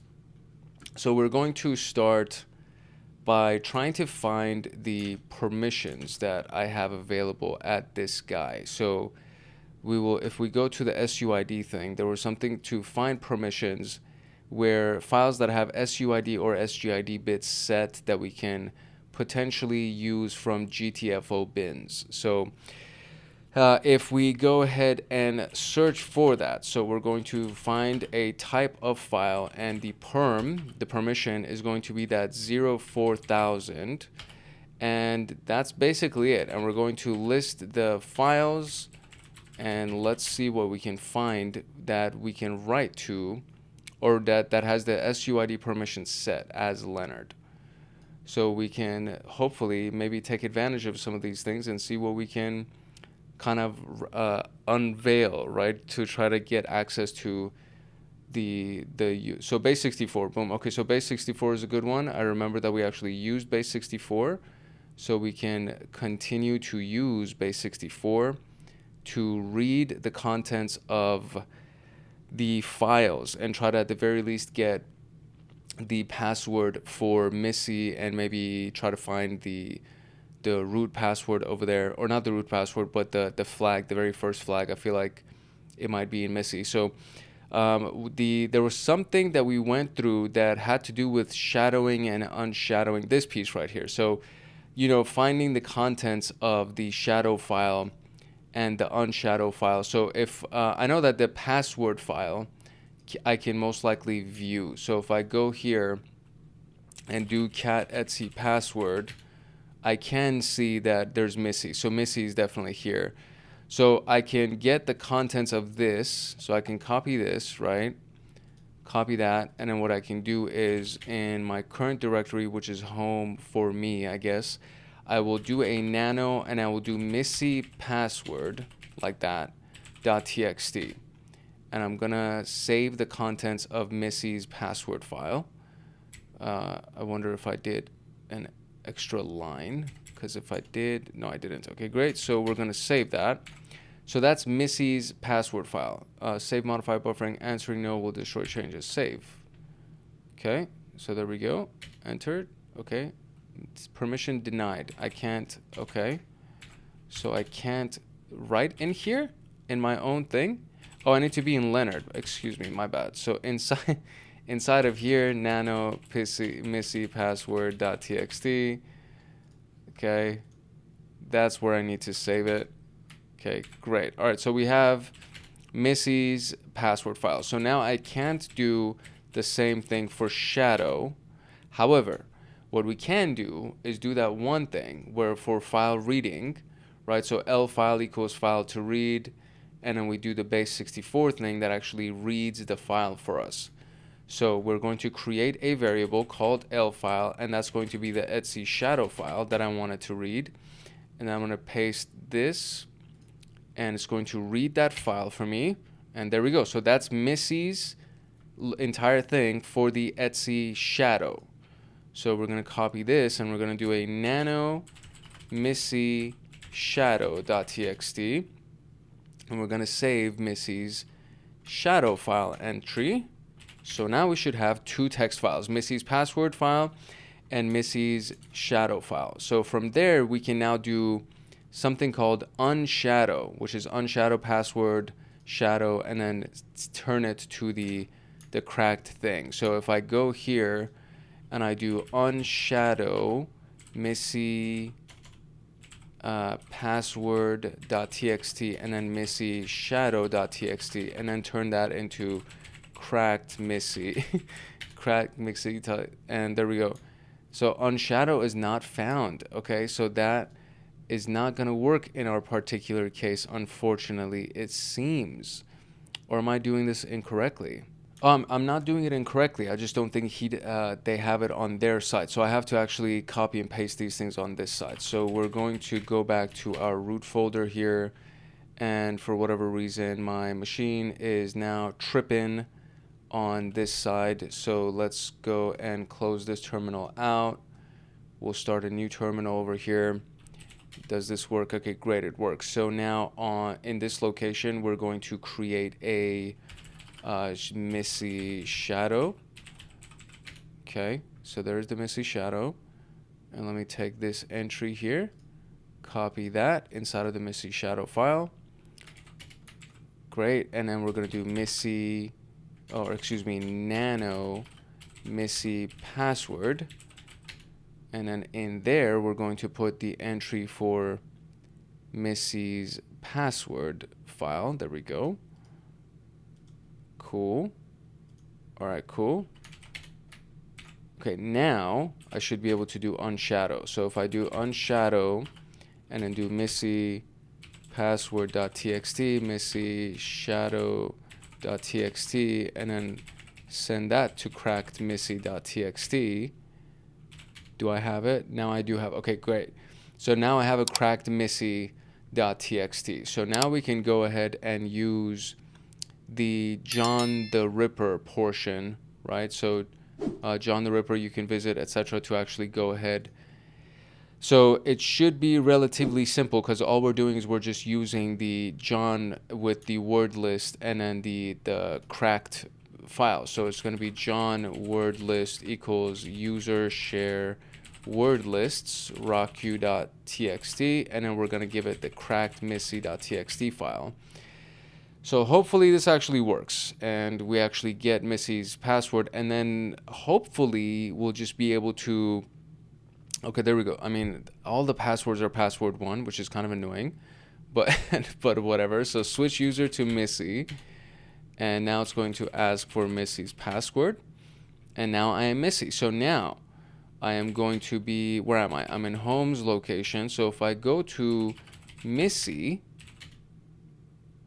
there it is, right? So now here, so if I can find something here by the name of, or find in, what is it? No, find root, whatever, for the name of flag1.txt. Let's send the error messages to toDevNull. Let's see if flag1.txt exists here. It does. Thankfully, it's inside of the document. So we're going to now read that one because we should have permission because it's inside Missy's location. I can't type. Okay, great. So there's the first flag. Excellent. Hopefully you figured out what I did, or you were able to keep up with what I did. I am sorry if I'm rushing through this because I am going on 4 hours of recording and I am exhausted and I'm hungry. I have not eaten anything. I've just had a cup of coffee. Okay, cool. All right. Now we need to get flag2, the flag2 text file. So let's see if we can try to find flag2. I am going to venture a guess and say that flag2 is inside of the root flag location. So if I can try to see what I can do under Missy, I can use find. Okay, great. So I could use find as Missy and try to find something by the name of flag2.txt. And let's see if it is inside of that location. Indeed, it is. So, okay, flag2.txt is actually inside of the root flag location. And we know now that we can actually use find as something with the sudo permission. So inside of the find right here. So if you remember, we actually saw, so I'm going to remove the SUID portion. And there was something that was here for find, right? So if we actually click on find, there was that one thing. So right here, find something, execute, that it should be able to get me a root shell, right? It should, I think, if I can run this, I should be able to actually get a root shell. And did it work? Am I root? No, I'm Missy. But do I have a root shell? ID, GUID. I'm not sure if this actually worked. I feel like it may have. I don't think it did though. So, okay, hold on. Oh, it worked. Okay, so actually, so the first version didn't work. The first version was the, let me actually just show it to you. The version up here, it did not work because I didn't run it as a sudo user, and I actually have permission to run it as a sudo user that we can see right here. So this is exactly the same command that is up here, except when you add sudo to the front of it, it will convert the shell that we have into a root shell. So you can see that right here. So previously I was who am I running it, and it says sh. You know, this was kind of confusing because it was like sh4 2 da da da, and I was like, oh, maybe it converted me, but it didn't, and I was still Missy. And so I looked at everything and still I couldn't go into the root flag or read the flag or anything like that. And so when I ran the command with sudo at the front of it, then it converted it from this $sign into the hashtag. And then I did who am I, and now I'm actually root. So now I should be able to actually read the home root flag2.txt file. Okay, there it is. Exciting stuff. So we didn't really have to go through everything to be able to pull it off. And there it is. Officially, we got it. I'm so excited about that. So we did not have to go through everything to pull it off because there are very many items that are on this list. And I mean, I encourage you to go through it. I encourage you to actually try all the different stuff that's available over here. But we didn't have to go through all of these things, right? So the enumeration element and automated enumeration, all of that stuff, that is just basically skipping it because we didn't need all of that for these things. We just needed to go through all the privilege escalation stuff. Now, as far as privilege escalation was concerned, the things that really stood out, first of all, for the flag, the very first flag for Lenny, we just needed to find the other users that were available and see if we could get access to anything that Lenny could, that he had super user, or what is it? I think it's not super user, I keep saying, but the set user ID and the set group ID. Those are the things that you can run as a root user essentially. And so we just wanted to find permissions of whatever he could run, and one of them happened to be the base 64. And from there, we could read a file using that base 64. So we could read the shadow contents, the file, the contents of the shadow file. And then from there, we created the shadow file for Missy. We created the password file for Missy. I did that inside of the attack box itself because it actually had access to unshadow. Unshadow was not available in the victim machine that we logged into as Leonard. So Leonard didn't have unshadow. So I had to do it on the attack box that I got. And so from there, I did the unshadow. I was able to crack the password for Missy. And from there, we actually got the first password or the first flag, which was under Missy. Now, and then while I was there, I just did sudo L. So this was the other thing, right? So this was the set user ID. And then the other one was the sudo contents. And inside of the sudo contents, there was the one where if you just list the permissions that you have using sudo L, then it'll show you what you can run as sudo. And the only thing that Missy could run as sudo was find. And so in the GTFO bins, we were able to find the find command that was able to run as a sudo, and we just ran sudo with that find command that they provided us, and we were able to escalate our shell that we were in as Missy to a root shell, and then from there we got the root password, or the root flag, I should say. So this was a robust room. I am 3 hours and 54 minutes right now. Obviously, there were a lot of pauses that I have to cut out, but it's for sure going to be over 3 hours. There's going to be timestamps for everything because you will most likely want to jump around and try to find the answers for yourself. So definitely refer to the timestamps.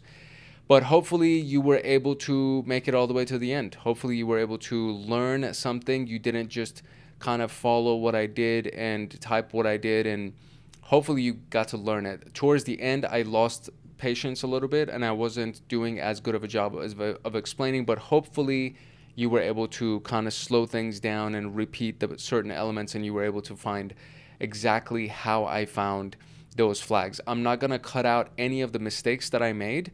I think it's worth it for you to just see the mistakes that I made, and then from there you'll learn from the mistakes and then try to figure out exactly how I got to the end results, and we got all of those flags. If you got value out of this video, and if you would like to get more videos like this one, then I encourage you to like, subscribe, and turn on the notification bell so that you get notified the next time that video comes out on this channel. There is one more video inside of the Junior PenTester pathway, which is going to be the Windows privilege escalation one, which I know is going to be a monster. So that's going to be the next video. And then after that, we are going to be done with Junior PenTester. And then we're just going to be wrapping up CompTIA Pentest Plus. And then we're going to go into all the AI stuff, which is going to be super fun. So definitely make sure that you stay tuned and make sure that you like, subscribe, and turn on the notification bell so that you get notified the next time that a video comes out. If you have any questions about what we talked about today, then drop comments in the comment section below. And of course, you know, say hi or whatever it is. But hopefully the video itself will be enough for you to be able to get the answers that you need. But it was a monster video today as well. So if you have any questions, drop them in the comment section. Feel free to browse through the channel and look at whatever you need to. There's a lot of members first videos that have already been uploaded that the members have gotten access to, including the new episodes of CompTIA Pentest Plus. There's a lot of playlists that you have access to. And if you really want to learn more stuff, like for example, what we did with John the Ripper, right?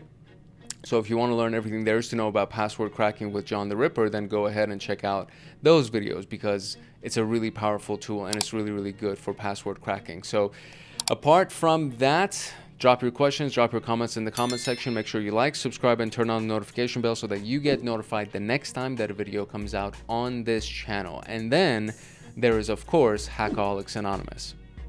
If you're serious about your SysAdmin education and you want access to me on Discord, consider joining Hackaholics Anonymous. We have 4 tiers: the supporter, agent, guardian, and master. Each tier gets their own Discord server and early access to content. The agent, guardian, and master levels get exclusive content, exclusive downloads, monthly Python automations, live streams with me every month, plus so much more. And to join, you can simply click the link in the description below, or you can go to our homepage and click the join button there, or you can go to youtube.com/@HankHacksHackers/join, and you will be able to join Hackaholics Anonymous. I hope I see you in the Discord chats. If not, I hope I see you in the comment section. It's your boy Hank Hackerson at Hank Hacks Hackers. If you're ever network and system attacker/protector, if no one else loves you, Hank loves you. Love, peace, and chicken grease. And I will see you in the next video later.